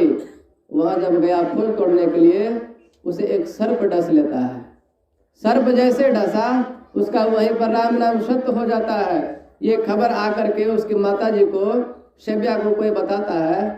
वह माँ जो है सो रोती बिलखती दौड़े दौड़े जाती है पुत्र के पास। पुत्र को पकड़ करके लिपट करके रोने लगी। किसी का पुत्र मर जाए तो स्वाभाविक बात है कि रोएंगे, उससे दुख बर्दाश्त नहीं होगा। वह सेबिया जो थी राजा हरिश्चंद्र की पत्नी, वह भी बहुत विलाप करने लगी। कहते हैं ना, जो मर जाता है उसको घर में कितना देर रखेंगे? भूत होए घर खाइए, ज्यादा देर घर में रखेंगे तो उसी का परिवार क्या, तो भूत होए घर खाइए।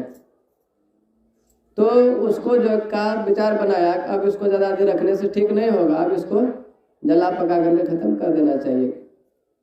अब वह माता सेबिया जो है अपना पुत्र को लेकर के जाती है जलाने के लिए घाट पर। वह घाट पर ऐसा नियम था, जब तक कोई कर ना दे दे तब तक उसको मुर्दा जलाने नहीं दिया जाता था।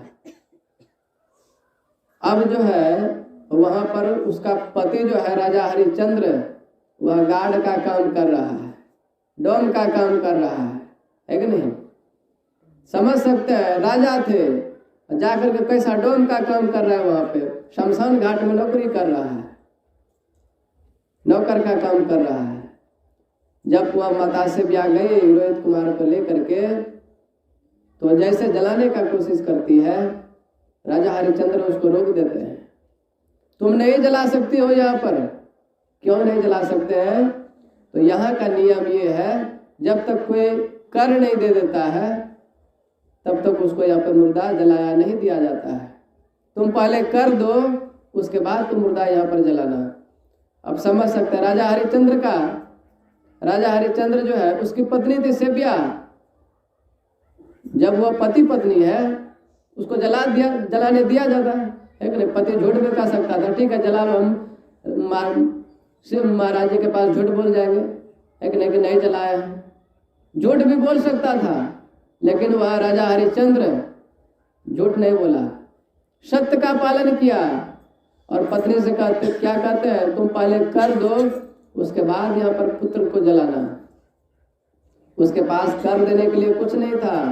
वह क्या करती है, अपना जो साड़ी है उसी का पल्लू फाड़ करके कर में देने लगी।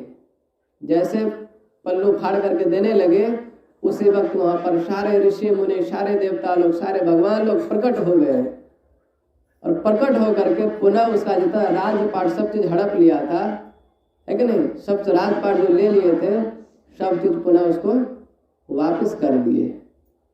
तो एक सत्य का पालन करने के लिए ना जाने उसे कितना कष्ट झेलना पड़ा, कितना दुख झेलना पड़ा, कितने कठिनाई को झेलना पड़ा उसको, फिर भी उन्होंने सत्य को नहीं छोड़ा, सत्य पर चला, अधर्म पर नहीं चला। परिणाम क्या हुआ, उसका खोया हुआ राजपाट जो है उसको वापस मिल गया। एक आदमी पूछा हमसे कि बाबा, जो सत्संगी आदमी होता है, जो भगवान का भक्त होता है, उसी को ज्यादा कष्ट क्यों होता है, और वही आदमी संसार से सबसे पहले मरकर क्यों ऊपर चला जाता है? अब सवाल तो बड़ा गंभीर है कि नहीं? तो मैंने कहा उनसे कि देखिए, जो पापी आदमी होता है, बैठिए ना, काय के लिए एकदम चीटी की तरह छटपटा रहे हैं, थोड़ा सा का करके अब जो है ना खत्म कर देंगे। तो मैंने उससे कहा, जो पापी आदमी होता है वह 100 वर्ष तक जीवित रहता है, और जब तक जीवित रहता है उसके जीवन में कोई प्रकार का कष्ट नहीं होता है, कोई दुख नहीं होता है, उसको पूरा परिवार जो है सो आनंद से जीता है। लेकिन जो सत्संगी है, जो भगवान का भक्त है, उसको जीवन में अपार कष्ट है, अपार कठिनाइयों से गुजरना पड़ता है कि नहीं? क्यों? जो पापी आदमी है 100 वर्ष तक जीवित तो रहता है एकदम बड़ा शांति से, लेकिन जब उसके बाद उसका शरीर छूटता है, दुनिया के लोग उसे तुरंत भुला देता है कि नहीं? दुनिया के लोग उसे तुरंत भुला देता है, अपने दिलो दिमाग से उसका नाम जो है सो मिटा देता है। लेकिन जो भगवान का भक्त है, वह उसका शरीर भले मान लीजिए 10-20 वर्ष में छूट गया, 50 वर्ष में छूट गया, 60 वर्ष में छूट गया, बहुत दुख को उन्होंने झेला, उसका जब शरीर छूटता है तो ना जाने मनुष्य जो है उसको कई पीढ़ी तक याद करते रहता है। स्वामी विवेकानंद जी महाराज को ले लीजिए, मात्र 39 वर्ष जीवित रहे। 39 वर्ष की आयु में उन्होंने ऐसा कर्म करके इस संसार से गया, आज ना जाने उसको शरीर छोड़ने से कितना वर्ष हो गया, फिर भी पूरे विश्व में जो है सो उसका नाम कितना गौरव के साथ लिया जाता है, कितना श्रद्धा के साथ, कितना विश्वास के साथ लिया जाता है। उसके कहीं तस्वीर भी हो तो उसको नमन करता है दुनिया के लोग। क्यों करता है? उन्होंने वैसा कर्म किया। रावण का पुतला जलाया जाता है, वह भी बहुत दिन तक जीवित रहा, उन्होंने भी बहुत प्रकार का कर्म किया, लेकिन वही रावण का पुतला जलाया जाता है, और वही राम है, घर घर मूर्ति तस्वीर लगा करके पूजा किया जाता है कि नहीं? शंकराचार्य जी महाराज जो है मात्र 29 वर्ष जीवित रहे। 29 वर्ष में ऐसी ख्याति प्राप्त उन्होंने कर ली कि आज उसका नाम संसार में हो रहा है। ऐसा कर्म करके गया। तो भगवान का जो भक्त होता है उसको थोड़ा कष्ट होता है, तो उससे उसको घबराना नहीं चाहिए, और सत्य को कभी छोड़ना नहीं चाहिए।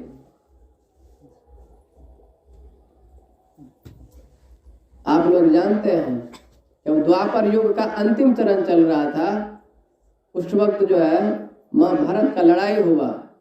महाभारत का जब लड़ाई हुआ तो उसमें बहुत योद्धा जो है मारा गया, बहुत आदमी उसमें मरा। लास्ट में भगवान श्री कृष्ण जब महाभारत का लड़ाई खत्म हुआ, खत्म होने के बाद भगवान श्री कृष्ण युधिष्ठिर जी महाराज को उस वक्त राजा बनाए। राजा बना करके जब युधिष्ठिर जी महाराज राजा बने, तब उन्होंने क्या किया, कोई आदमी जैसे मान लीजिए कोई एमएलए में जीत जाता है, कोई विधायक में जीत जाता है, कोई मुखिया में जीत जाता है, तो खुशी होता है, वह अपना अड़ोस पड़ोस को बुला करके सबको प्रसाद पवाता है, भंडारा करता है। तो वैसे युधिष्ठिर जी महाराज जब राजा बने, भगवान श्री कृष्ण जब उसको राजा बनाए तो उसके मन में हुआ हम सारे प्रजाओं को बुला करके प्रसाद पवाएंगे, सबको खुशहाली मनाएंगे। तो जो है सो युधिष्ठिर जी महाराज भंडारा किए, बहुत लाखों करोड़ों आदमी आकर के उसमें भंडारा पाए। ये दृश्य को देख करके अर्जुन को अहंकार हो गया। अर्जुन भगवान श्री कृष्ण के पास जाकर के कहता है प्रभु मेरे भैया जी जो है युधिष्ठिर जी महाराज, क्या उसके जैसा दानी इस पूरे पृथ्वी पर कोई है? भगवान श्री कृष्ण क्या कहते हैं, समझ गए कि अहंकारवश बोल रहा है। भगवान श्री कृष्ण कहते हैं तुम्हारा जो भाई युधिष्ठिर जी महाराज है वह तो अभी छोटा सा का दानी है, उससे भी बड़ा बड़ा दानी इस पृथ्वी पर है। उसको विश्वास नहीं हुआ अर्जुन को। वह अर्जुन कहता है प्रभु मैं इस चीज को नहीं मान सकता, मैं अपने से देख रहा हूं, अपनी आंखों से देख रहा हूं, मेरे भैया के जैसा अभी के डेट में कोई दानी आदमी नहीं है। और आप करेंगे नहीं मेरे भैया तो सबसे छोटा सा दानी है, उससे भी बड़ा बड़ा दानी है इस पृथ्वी पर। तो अर्जुन कहता है प्रभु हमको थोड़ा दिखा दीजिए कौन है वैसा दानी। तब ये भगवान श्री कृष्ण कहता है वह मेरा दानी जो है, मेरा भक्त जो है वह गुप्त रहता है, वह सबके सामने प्रकट नहीं करता अपने आप को, वह गुप्त रूप में रहता है। मेरा छोटा सा जो डायरी रहता है उसमें उसका नाम रहता है। तुम्हारा जो भाई युधिष्ठिर है उन लोगों का तो नाम बाहर का डायरी में रहता है, बड़ा बड़ा जो डायरी होता है उसमें उन लोगों का नाम रहता है। लेकिन जो वैसा सबसे बड़ा दानी होता है वह मेरा स्पेशल डायरी में उसका नाम लिखा हुआ रहता है। अर्जुन कहता है प्रभु आप अपना स्पेशल डायरी निकाल करके हमको दिखाइए, मैं भी देखना चाहता हूँ वह कौन है वैसा दानी। भगवान श्री कृष्ण क्या करते, अर्जुन के बहुत प्रेरित करने पर अपना छोटा डायरी निकाल करके दे दिए। अब जैसे डायरी निकाल करके दिए तो उन्होंने देखा 1 नंबर में नाम जो है मूरध्वज राजा जो था, नाम सुने मूरध्वज राजा का? मूरध्वज राजा जो है उसका 1 नंबर में नाम था। और सबसे लास्ट में जाकर के युधिष्ठिर जी महाराज का नाम था, वो भी बहुत छोटा छोटा अक्षरों में। इसको देख करके अर्जुन को दुख हुआ, मेरे भैया का नाम जो है सो इतना छोटा छोटा अक्षरों में लिखा है कि समझ में भी नहीं आ रहा है। तब अर्जुन कहता भगवान श्री कृष्ण से कि प्रभु मैं उस व्यक्ति को देखना चाहता हूँ, वह कैसा दानी है, मैं उसका परीक्षा लेना चाहता हूँ। और सच में अगर यदि मेरे भैया से बड़े दानी होंगे तो मैं जो परीक्षा लूंगा उसमें वह पास कर जाएगा। भगवान श्री कृष्ण कहता मुझे तो पूर्ण विश्वास है, पूर्ण भरोसा है, उसके जैसा दानी इस पूरे पृथ्वी पर न कोई पहले हुआ था न आगे कोई होगा, कोई नहीं उसके जैसा दानी हो सकता है। तब अर्जुन कहता है कि चलिए ना प्रभु उसका परीक्षा ले लेते हैं, एक बार परीक्षा लेकर के आजमा लेते हैं, हम भी देखते हैं कितना बड़ा दानी है। वह भगवान श्री कृष्ण कहते ठीक है। तो उसके लिए बुलाया यमराज को, यमराज को बुला करके एक बूढ़ा शेर बना दिया।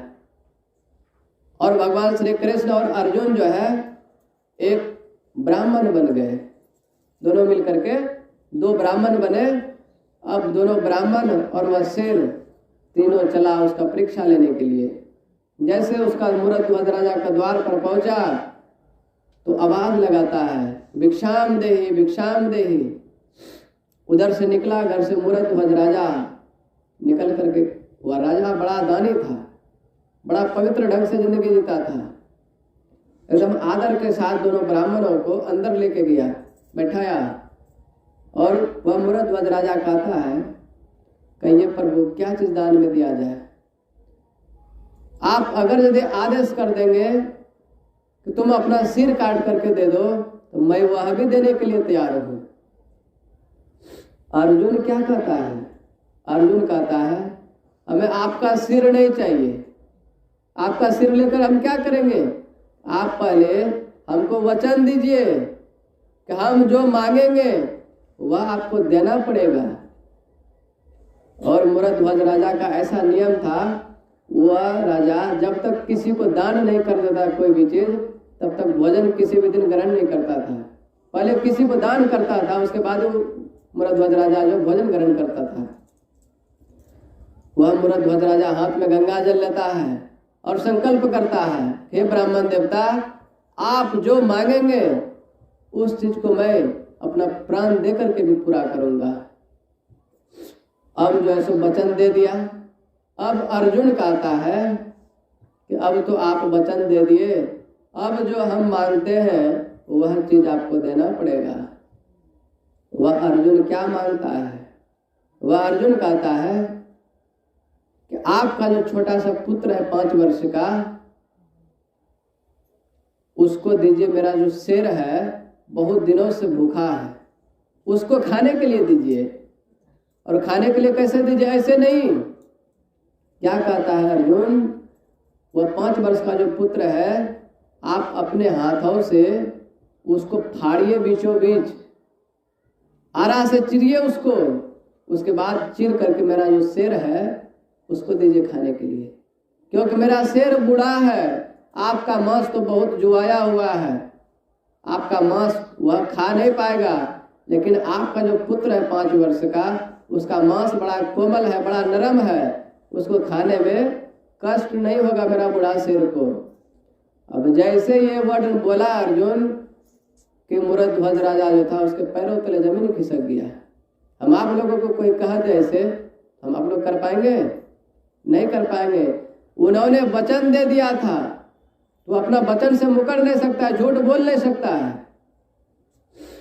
वह मूरध्वज राजा बैठ करके पूरा रोने लगा।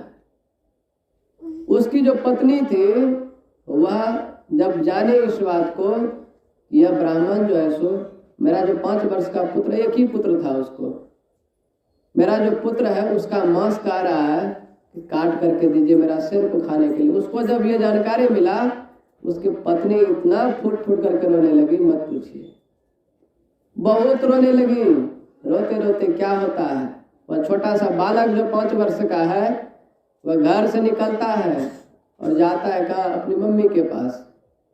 अपना माँ से जाकर के कहता है कि माँ, पिताजी वचन दे चुका है कि ब्राह्मण देवता जो मांगेंगे उस चीज को वो देंगे, अपने प्राण चले जाए तो चलेगा, लेकिन वह उस चीज को देंगे। पिताजी वचन दे चुके हैं और तुम विलाप कर रही है, रो रही है। पिताजी का कहे मन भटक गया, मन बदल गया तो क्या धर्म संकट में पड़ जाएगा, उनकी वाणी जो मिथ्या हो जाएगी, है कि नहीं? इसलिए माँ तुम मत रो। 5 वर्ष का बालक, आप समझ सकते हो उसको कितना समझदारी है। वह बालक आकर के कहता है माँ तुम मत रो। वह 5 वर्ष का बालक क्या कहता है? माँ तुम आरा मंगाओ। वह लकड़ी फाड़ने वाला जो है सो आरा मंगाया। आरा मंगा करके वह 5 वर्ष का बालक क्या कहता है कि माँ मैं बीच में खड़ा हो जाता हूँ, तुम और पिताजी मिल करके दोनों आदमी मेरे सर के ऊपर में आरा चलाओ। अभी के डेट में किसी का पुत्र ऐसा कहेगा? किसी का पुत्र नहीं कहेगा। कोई माँ बाप ऐसा करेंगे क्या? कोई नहीं करेंगे। लेकिन जब वह वचन दे चुका है, अपने वचनों से मुकर नहीं सकता है, वह यह भी जब उसके पास ऐसा प्रस्ताव रखा गया, अर्जुन रखा कि आप अपने पुत्रों का मांस काट करके दीजिए, उसका बलि चढ़ा करके दीजिए मेरे सिर को खाने के लिए, वह मूरध्वज राजा झूठ भी कह सकता था कि मैंने ऐसा वचन नहीं दिया है। वह झूठ नहीं बोला। वह कहता है ठीक है, आपका जब आदेश है तो मैं ये भी पूरा करूंगा। उसका लड़का तैयार हो गया, अपने मन से उसका लड़का तैयार हो गया।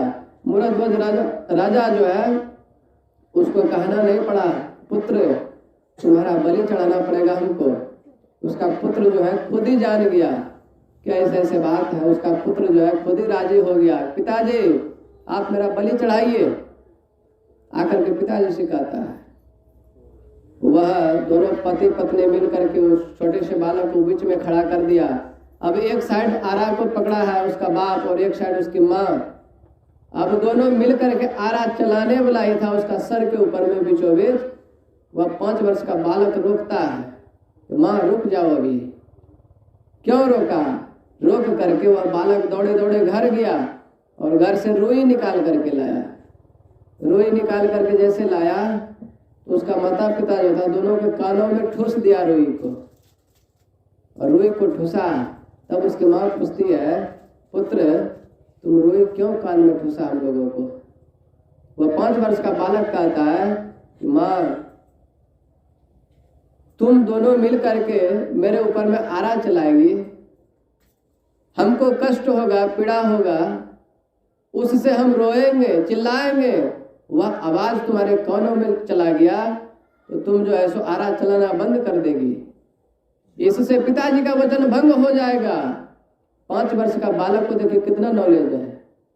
कहते हैं इससे पिताजी का वचन भंग हो जाएगा, पिताजी का धर्म नष्ट हो जाएगा, इसलिए मैंने उस कान में रुई ठूस दिया है ताकि मैं कितना भी रो चिल्लाऊं तुमको मेरा रोने का आवाज सुनाई ना पड़े। वह कान में रुई ठूस दिया। उसका माँ और उसका पिताजी जो है दोनों मिल करके बीचों बीच आरा चला दिया। आरा चलाया तो उसका जो 5 वर्ष का पुत्र था वह 2 भागों में बटा गया। अब अर्जुन क्या कहता है? उसका अभी भी मन नहीं भरा है। अर्जुन कहता है इसका जो दाहिना भाग है वह जो मेरा शेर है उसको ले जाकर के अपने हाथों से दुखाने के लिए। अब मूरध्वज राजा लेकर के जाता है, उसका दाहिना भाग दे दिया शेर को खाने के लिए। शेर भी बड़ा मस्ती से खा रहा है, शेर को मांस खाने के लिए मिलेगा छोड़ेगा, बड़ा मस्ती से खाया। लेकिन उसका बायां भाग जो है, अर्जुन कहता है इसका बायां भाग जो है इसको लेकर ले जा करके गटर में फेंक दो। जैसे गटर में फेंकने का नाम सुना उसकी माता श्री तो फिर से रोने लगे फुट फुट करके। वह माँ कहती है हे ब्राह्मण देवता, मेरा पुत्र जो है उसका आधा भाग आपके शेरों के काम में आया और आधा भाग में ऐसी क्या कमी रह गई थी जो आपके शेरों के काम में नहीं आ पाया, आप इसे गटर में क्यों फेंकवा रहे हैं?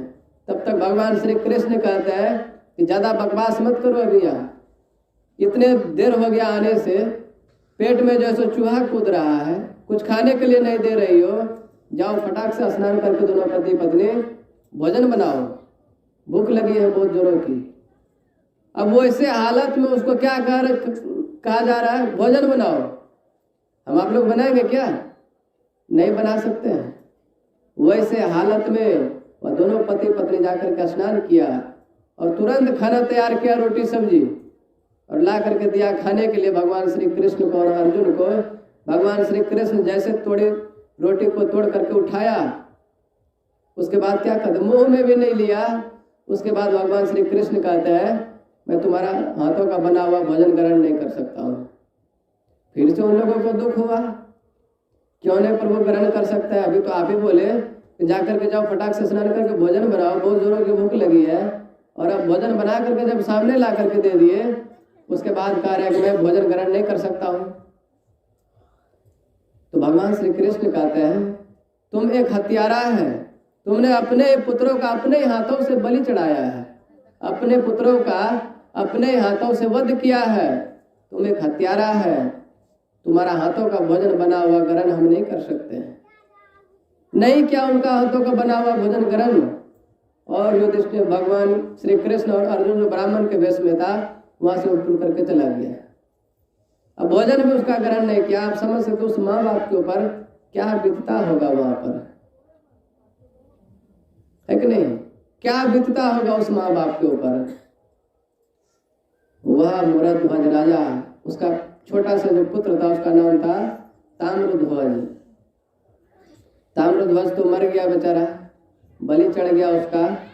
जब भगवान श्री कृष्ण भोजन ग्रहण नहीं किए उसके बाद वह वहां से उठ करके निकल गए, चले गए। मूरध्वज राजा बहुत दुखी हुआ और उसके घर से कुछ दूर में जाकर के एक मंदिर था भगवान श्री कृष्ण का, उस मंदिर में गया उठ करके मूरध्वज राजा, और मंदिर में जा करके बहुत भगवान का मूर्ति को पकड़ करके रोने लगा और भगवान से कहने लगा प्रभु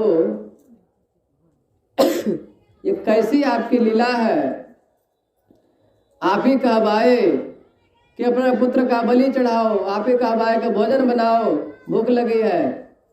जब भोजन दिए आप हमको मेरे ऊपर कलंक लगा दिए कि तुम एक हत्यारा है, तुमने अपने पुत्रों का अपने हाथों से बलि चढ़ाया है, तुम्हारा हाथों का बना हुआ भोजन हम ग्रहण नहीं कर सकते हैं।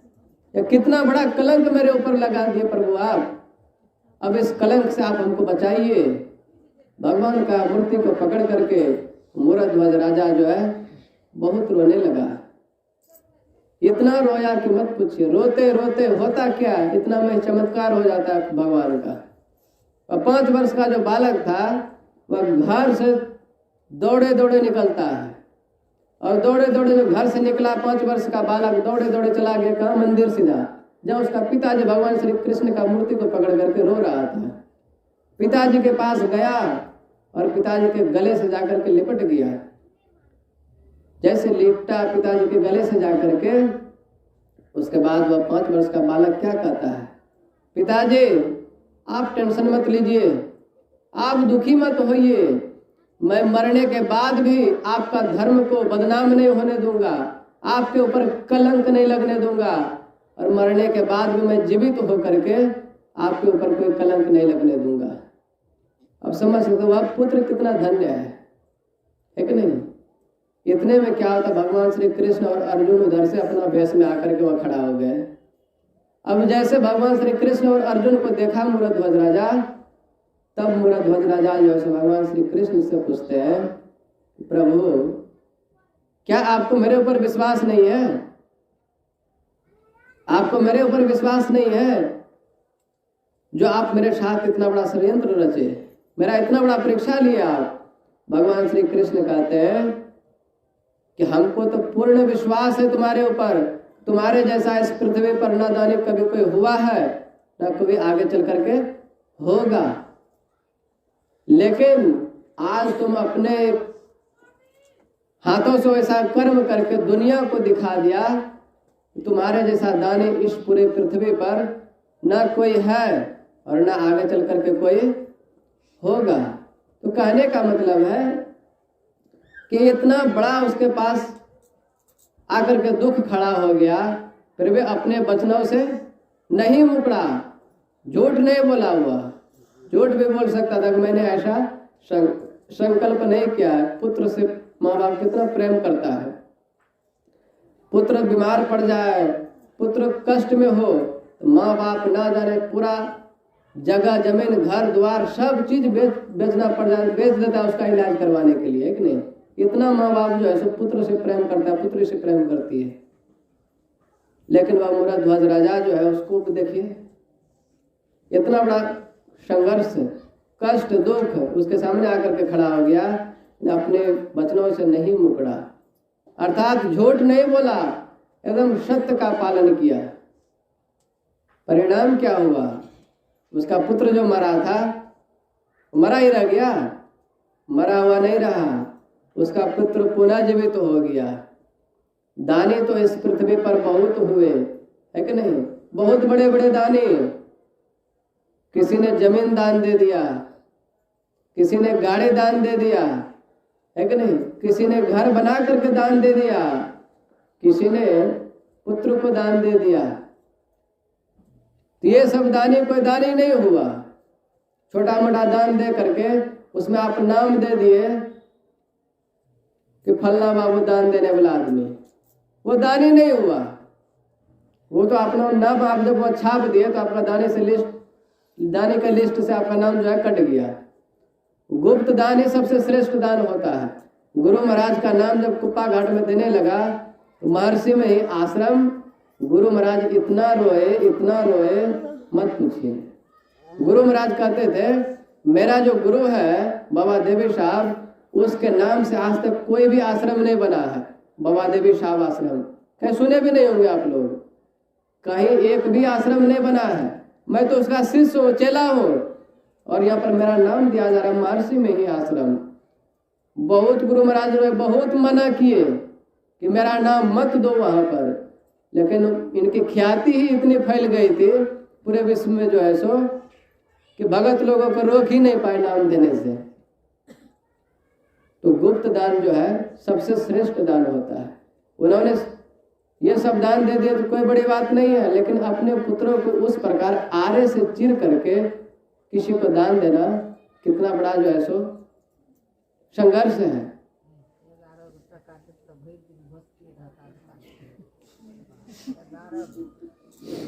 बोलिए प्रेम से श्री सदगुरु महाराज की जय। तो कहने सुनने की बातें बहुत है कि नहीं, और समय भी अब होते जा रहा है।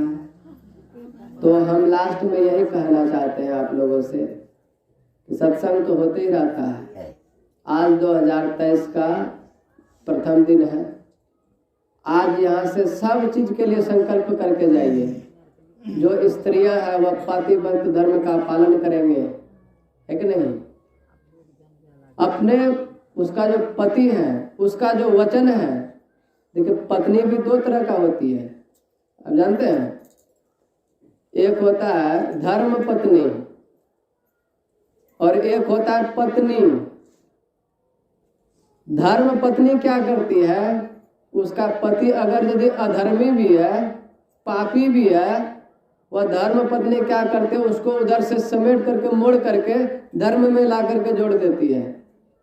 लेकिन जो पत्नी होती है, सिर्फ धर्म पत्नी का बात नहीं कर, जो पत्नी होती है वह रात दिन अपने पति को पतित बना करके रखती है। रात दिन कच कच कच कच कच कच कच कच उसके साथ करती रहती है, कभी उसको भी शांति से जीने नहीं देती है कि नहीं। तो आप लोग पत्नी नहीं, धर्म पत्नी बनिए, है कि नहीं। और पुरुष को भी पत्नी वर्ता बनना चाहिए। ऐसा नहीं खाली सिर्फ स्त्री बनेगा। माँ सीता अगर यदि भगवान राम का पतिव्रत धर्म के अनुसार चलती है भगवान राम के लिए, तो भगवान राम को भी चलना पड़ेगा माँ सीता के लिए उसके अनुसार, है कि नहीं। अगर यदि भगवान राम नहीं चलेगा तो वह माँ सीता चलेगी, लेकिन फिर भी नियम कहता है, शास्त्र कहता है वह नहीं भी चल रहा है फिर भी आप चलिए। पत्नी नहीं चल रही है फिर भी आप चलिए, आप चल करके उसको सुधारिए। शांडली जो है सो कितनी बड़का पतिव्रता स्त्री हुए, उसका पति को पूरा कोढ़ी कुष्ठ का बीमारी था, शरीर में चल नहीं पा रहा था। वैसे अवस्था में भी वह कहता है अपनी पत्नी से हमें वेश्यालय लेकर के चलो। वैसे अवस्था में भी देखिए उसके मन में कितना गंदा विचार चलता है, हमें वेश्यालय लेकर के चलो। लेकिन वह सांडली पतिव्रता स्त्री थी, वह पति का बात जो है सो टाल नहीं सकती है। वह क्या करती है, अपना पति को कंधे पर उठा लेती है और लेकर के चली वेश्यालय की तरफ। तो कहने का मतलब है वह अगर यदि अपना जिद नहीं छोड़ रहा, अपना हट नहीं छोड़ रहा है, तो आप भी अपना धर्म से मत मुकरिए, आप भी अपने धर्म से मत हटिए, अपने धर्म पर अड़े रहिए। एक भिक्षु जो है वो बार बार गंगा जी में घुस जाता था, और एक महात्मा जो उसको बार बार हाथ से निकाल देता था, और हाथ से जो निकालता था वह बिच्छू बार बार उस हाथ में डंक मारता था। महात्मा जी फिर भी उस बिच्छू को निकालता था, जैसे निकाल के ऊपर में रखता था, पुनः वह बिच्छू जो पानी में घुस जाता था। महात्मा जी को डर होता था कहीं मर उड़ जाएगा, पुनः हाथ से उसको निकालता था, फिर से वह बिच्छू हाथ में डंक मारता था। ऐसे चलते रहा क्रम क्रम से, न बिच्छू डंक मारना छोड़ा, न महात्मा जी उसको बचाना छोड़ा। तो वह अगर यदि नहीं सुधर रहा है तो आप भी उसको सुधारना मत छोड़िए, आप भी उसको सुधारने के पीछे लगे रहिए। आज ना कल जो है सुधरेगा ही। और मुस्तैदी के साथ गुरुदेव का जो वचन है उसमें लग जाइए। श्री सतगुरु की सार शिक्षा याद रखनी चाहिए। अभी माता जी सब समझ गए, कब तो श्री सतगुरु महाराज के बोल के खत्म करेगा। तो सार शिक्षा याद रखनी चाहिए, अति अटल श्रद्धा प्रेम से गुरु भक्ति करनी चाहिए। इस चीज में बहुत मुस्तैदी के साथ आप लोग लग जाइए, क्योंकि 3 पहर खत्म हो चुका है। चौथापन में आप लोग प्रवेश कर चुके हैं, और चौथापन में जब प्रवेश कर चुके हैं, चौथापन भी कब नष्ट हो जाएगा उसका कोई भरोसा नहीं है। कहते हैं शास्त्रों में ऐसा वर्णन है, मनुष्य को 4 आश्रम में प्रवेश करना चाहिए। कौन कौन आश्रम में? विद्यार्थी जीवन में पहले, उसके बाद गृहस्थ जीवन में, उसके बाद गृहस्थ जीवन में शादी विवाह कीजिए, बच्चे पुत्र जन्म कीजिए, उसके बाद क्या आप वानप्रस्थ हो जाइए। तीसरा क्या दिया है? आप वानप्रस्थ हो जाइए, वन चले जाइए, घर द्वार बच्चे बुजुर्ग सब चीज को छोड़ करके वन को चले जाइए। और उसके बाद वन में जा करके जब आप ध्यान करके सिद्धि को प्राप्त कर लिए, उसके बाद कहते हैं कि आप संन्यास ले लीजिए। लेकिन हम मनुष्य जो है इतने गवार है, इतने मूर्ख है, इतने विषयालिप्त है कि रात दिन उसी में फंसे रहते हैं। यही तन कर फल विषय न भाई, स्वर्ग और स्वल्प अंत दुखदाई।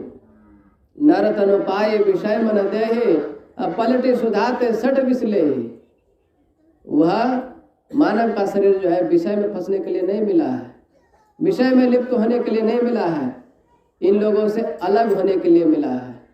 और इन लोगों में फंस करके रहेंगे तो आपको सुख नहीं मिलेगा, दुख ही मिलेगा। लास्ट में कहा तीसरा आश्रम में आप प्रवेश कीजिए। राजा दशरथ के बारे में अभी जो पाठ सुन रहे थे, कर्म फल के विषय में जो पाठ हुआ है, राजा दशरथ एक दिन सुबह सुबह स्नान करके गया एक दर्पण के पास, आईना जो होता है, आईना के पास गया बाल झाड़ने के लिए। वह बाल जैसे कंघी मारता है, वो कान के बगल में, बोलिए प्रेम से श्री सदगुरु, कान के बगल में उसको एक पका हुआ बाल दिखाई दे दिया। पका हुआ एक ही बाल दिखाई दिया था। उसको देख करके राजा दशरथ को भय हो गया, मेरा 3 पहर खत्म हो चुका है, चौथापन में हम प्रवेश कर गए हैं, अब यह राजपाट मेरे लिए नहीं है। अब इस राजपाट को छोड़ देना चाहिए और भगवान का भक्ति में लग जाना चाहिए हमको। मन में विचार बनाया, अब जो है सो यह राजपाट राम को सौंप दिया जाए, क्योंकि वह बड़ा पुत्र है, उसको सौंप दिया जाए। मन में सोचा, मीटिंग बैठाया, सलाह किया कि कल जो है सो भगवान राम का राज तिलक किया जाएगा। इतने में क्या होता है, इतने में एक चमत्कार होता है। स्वर्ग लोग का जो देवता है, उन लोगों से देखा नहीं गया। ऊंच निवास नीच करतूती, देखी न सके पराई विभूति। वह दूसरों का, धरती पर कोई तपस्वी बढ़ने लगे तपस्या में ज्यादा ऊपर, तो इंद्र भगवान से वह देखा नहीं जाता है। इंद्र भगवान उसको गिराने में सदैव लगा हुआ रहता है। कहीं यह तपस्या में ज्यादा ऊपर उठ गया तो ये मेरा गद्दी छीन लेगा, इसके लिए उसको उठने नहीं देता है। ए बच्चा रे,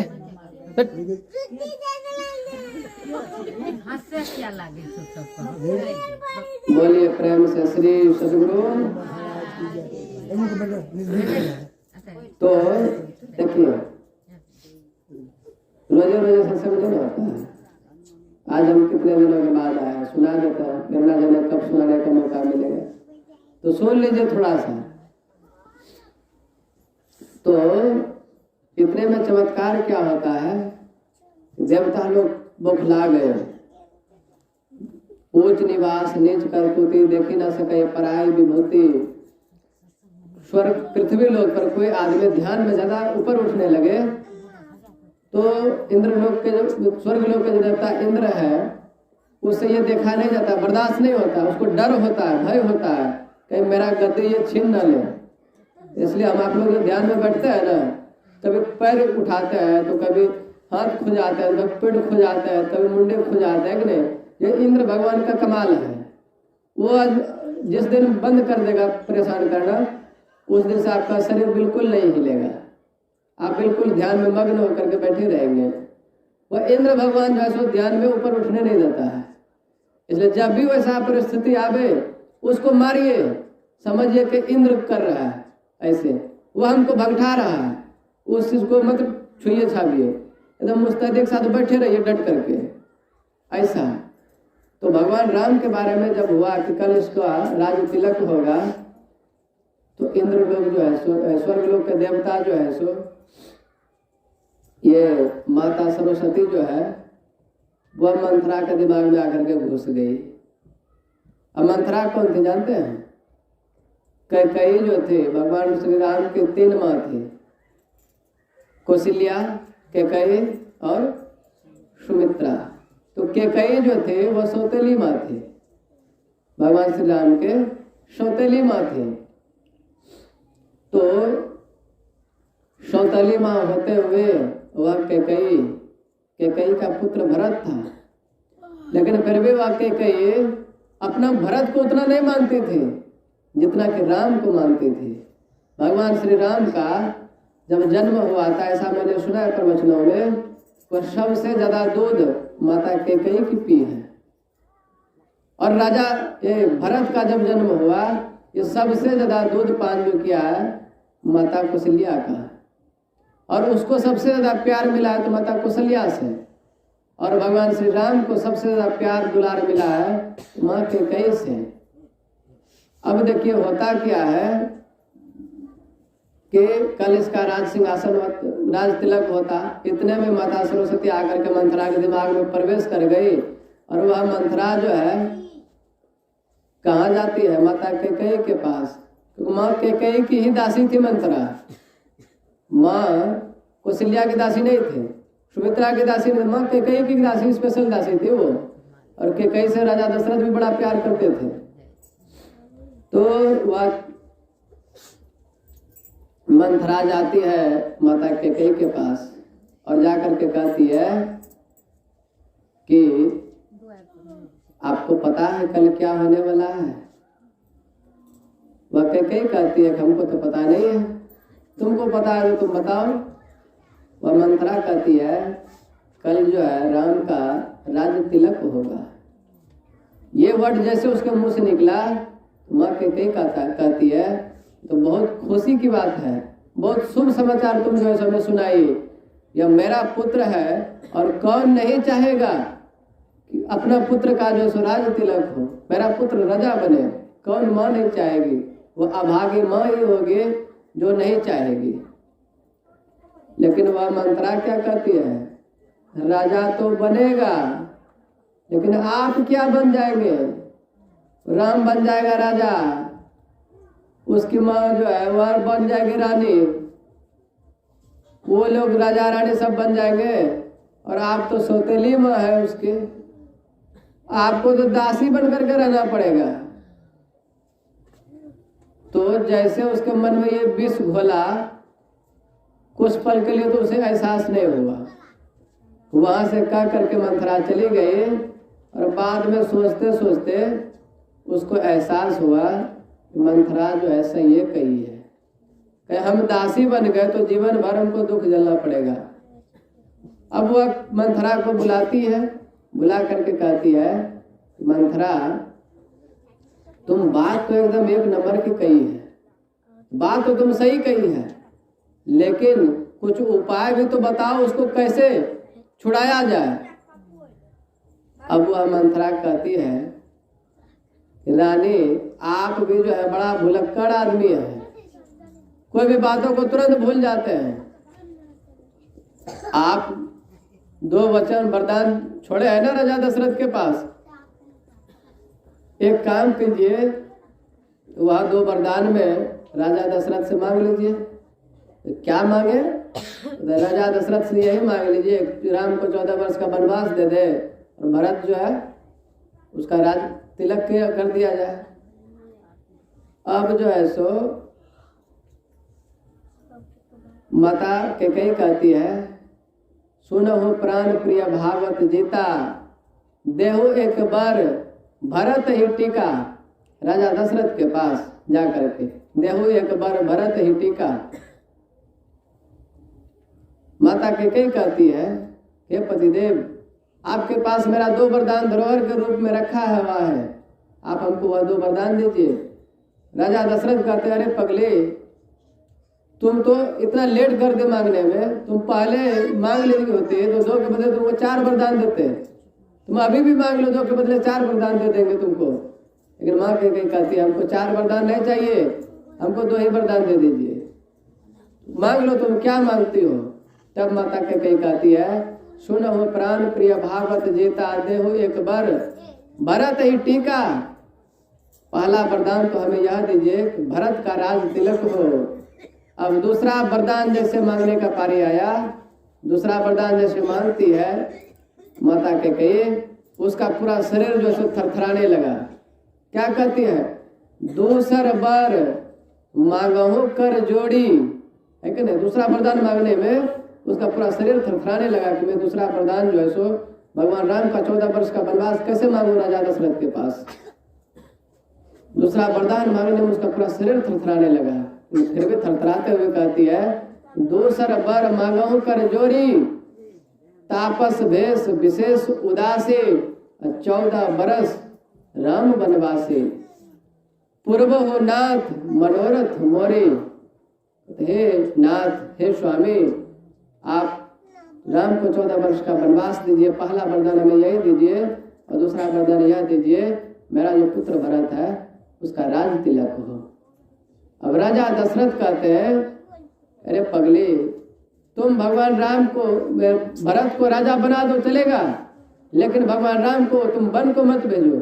उसके बदले तुम और कुछ वरदान मांग लो, मैं तुम्हें एक के बदले 1000 वरदान दे सकता हूँ, लेकिन भगवान राम को वन नहीं भेजो। तब माता कैकेयी क्या कहती है? माता कैकेयी कहती है, होत प्रात मुनि भेष धरे, जो न राम बन जाए तो क्या होगा? मोर मरण राउर अजस, समुझिए नृप मन माही। वह सुबह मुनि का भेष बना करके वन को नहीं जाता है, तो इससे क्या होता है? मोर मरण, मैं मर जाऊंगी और आपके ऊपर कलंक लग जाएगा। इतने बड़े राजा होते हुए स्वर्ग लोक में जब कुछ घटना हो जाता था, उसका मीटिंग करने के लिए राजा दशरथ जाता था। कितना पवित्र था वह राजा जिसके घर में भगवान राम का जन्म हुआ। भगवान विष्णु जो है भगवान राम बनकर के उसके घर में जन्म लिए। तो माता कैकेयी कहती है, वह सुबह अगर यदि वन को नहीं जाता है, इससे मेरा शरीर छूट जाएगा और आपके ऊपर कलंक लग जाएगा। कलंक आपके ऊपर में लग गया तो आप दुनिया के लोगों के नजर में जिएंगे कैसे? कैसे जीवित रहेंगे? दुनिया के लोग आपको क्या कहेगा? आज तक आपके ऊपर एक कलंक भी नहीं लगा हुआ है, लेकिन आज कलंक लग जाएगा तो दुनिया के लोग आपको अच्छा नहीं कहेगा। माँ कैकेयी कहती है कि एक काम कीजिए, आप मर जाइए और कलंक जो है सो मेरे ऊपर लगने दीजिए, क्योंकि आप मर जाएंगे, कलंक मेरे ऊपर लगेगा तो मैं तो स्त्री हूँ, मैं 4 दीवारी के अंदर रहती हूँ, हमको तो 4 दीवारी के अंदर कोई कहने नहीं ना आएगा। आप तो हमेशा घर के बाहर रहते हैं, आपसे हजारों आदमी मिलता जुलता है, सब कोई आपको जो है सो ठोकर देते रहेगा। इसके लिए आप वह कलंक मेरे ऊपर दे दीजिए और आप अपना शरीर का परित्याग कर दीजिए। तो राजा दशरथ को भी शरीर का परित्याग करना पड़ा, है कि नहीं? अब क्यों परित्याग करना पड़ा? इसके लिए तो कहने सुनने की बातें बहुत है, और आज रविवार है, भजमन भी होगा, तो मैं अब विशेष नहीं समय लूंगा। जो कहते रहेंगे तो फिर पूरा रातें खत्म हो जाएगा, लेकिन अब उधर नहीं जाना चाहूंगा। अंतिम में यही कह देता हूं कि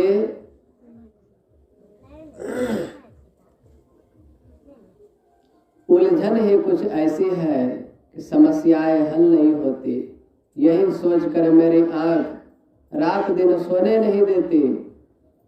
दुनिया में बहुत कमाया, क्या हीरा क्या मोती, पर क्या करो यारो, कफन में जेब न होती। जब मेरा कफन में जेब नहीं होगा तो हम दुनिया के लोगों के लिए क्या हाय हाय करें, दुनिया के लिए क्या मरे हम, है कि नहीं? जिंदगी में आए हैं तो जीना ही पड़ेगा, और जीवन अगर जहर है तो उसे पीना ही पड़ेगा। जहर को पीजिए और जिंदगी एक सही तरीका से जीविए, है कि नहीं? कष्ट को सहते हुए भी, सत्य का पालन करते हुए जिंदगी को जीविए। और कहते हैं ना, आज 9 वर्ष है, लड़के लोग क्या कहते हैं? चूहा निकला बिल से, और हैप्पी न्यू ईयर दिल से। और लड़के लोग क्या कहते हैं, सुने? 1 cup tea, 2 cup beer, dear my dear happy new year. सुने है कि नहीं? पायल की झनकार हो रास्ते रास्ते, और नया साल मुबारक हो हंसते हंसते। तो आप लोग जो है सो 9 वर्ष की जो है सो बहुत ढेरों सारी शुभकामनाएं हैं आप लोगों के ऊपर। गुरु महाराज आप लोगों के जीवन में अपार खुशियां दे 2023 में। यही गुरु महाराज से प्रार्थना करते हैं। और जिन्होंने ये सत्संग करवाया, नाम तो मैं भूल जाता हूँ, बराबर याद नहीं रहता है। गुरु महाराज से प्रार्थना करते हैं कि वह आदमी सत्संगी नहीं है, गुरु महाराज उसको भी सत्संगी बना दे।